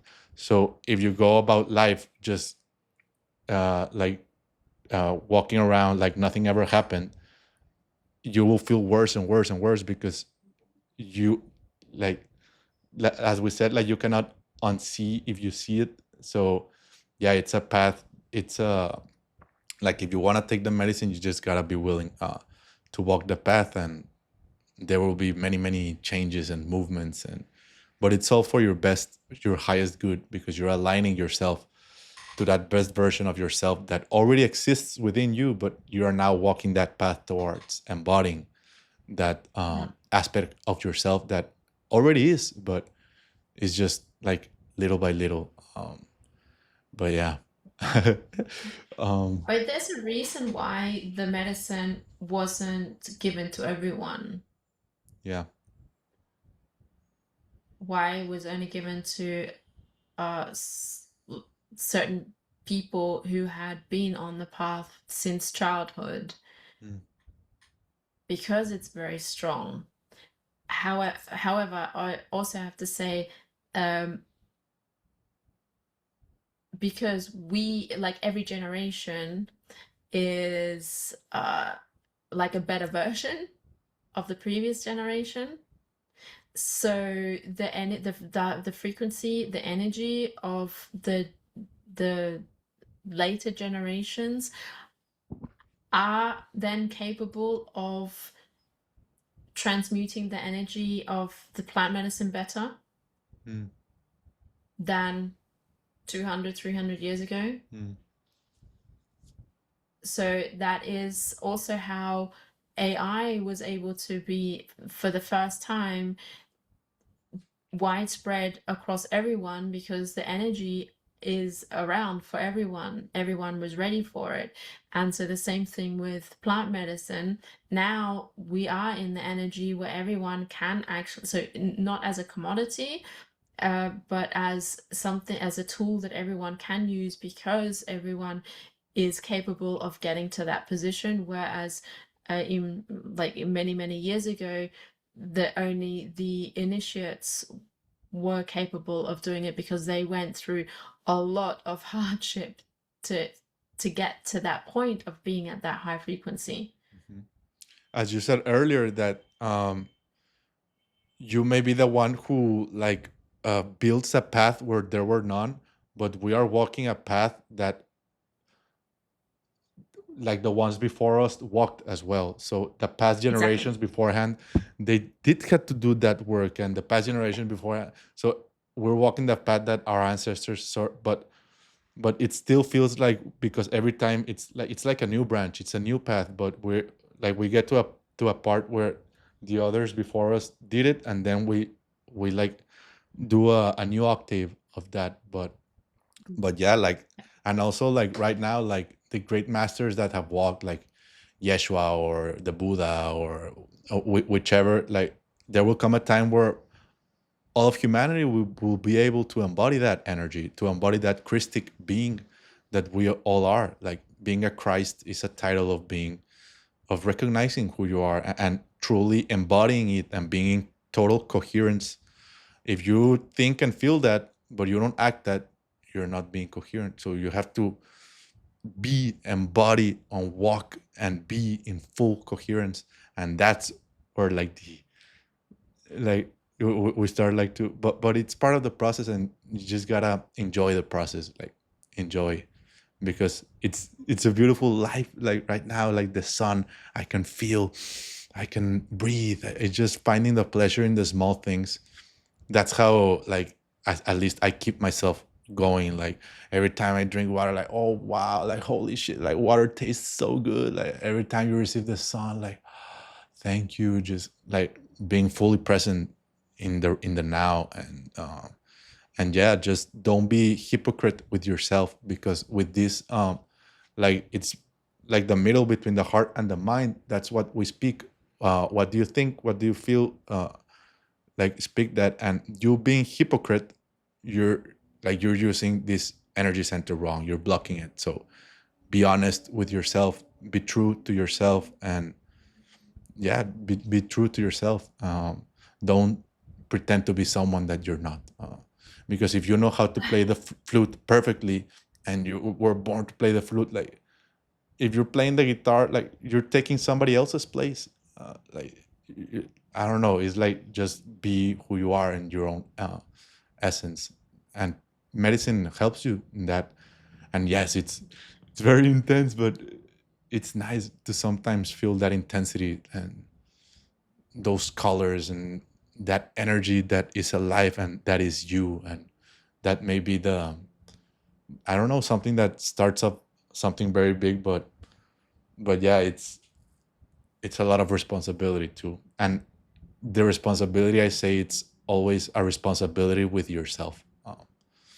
But yeah, that's why it's always start with yourself. Love yourself, forgive yourself, talk nice to yourself, because water and memory listens, and we're three-fourths water. As you said earlier, we're fractals of this beautiful great mother that is alive and it's everywhere.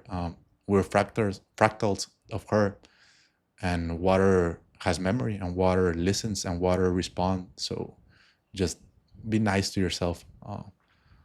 That's like something I repeat myself every day. And every time you, what's it for, little by little, little by little, like little by little, but every day, just like the sun decides to shine every day we gotta shine every day.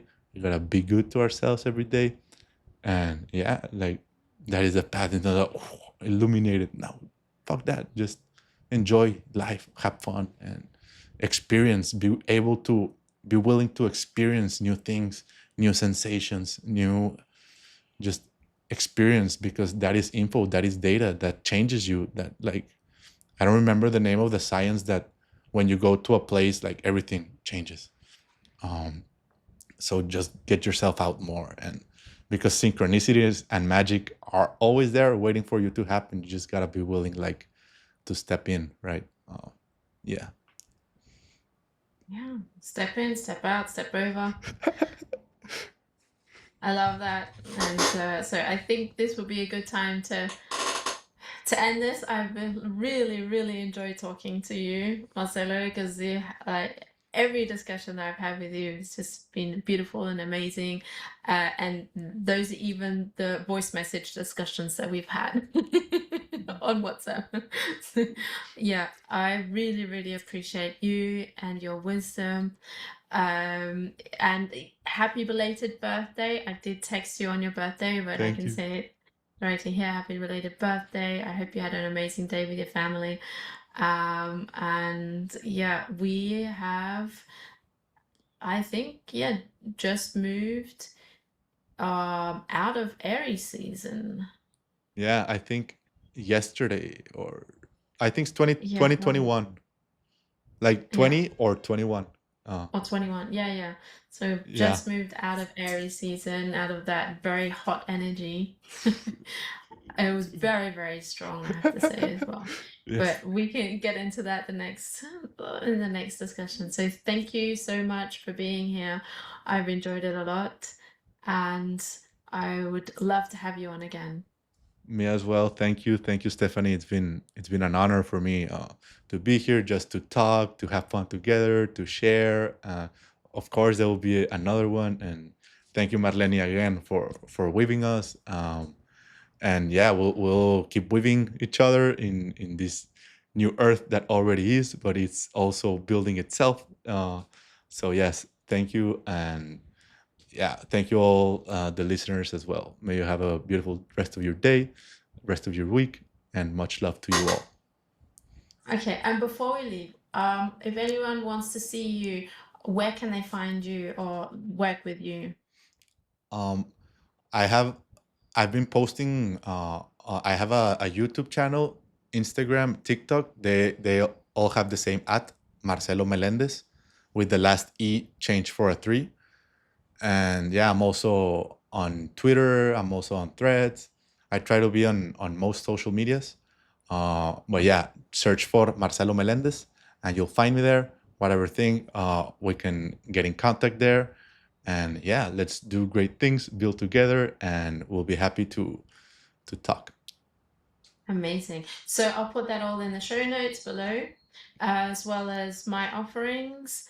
And yeah, love to talk to you Eh, again eh, eh, very soon. and you as well, because I will also be uploading this video. So where can people find you too?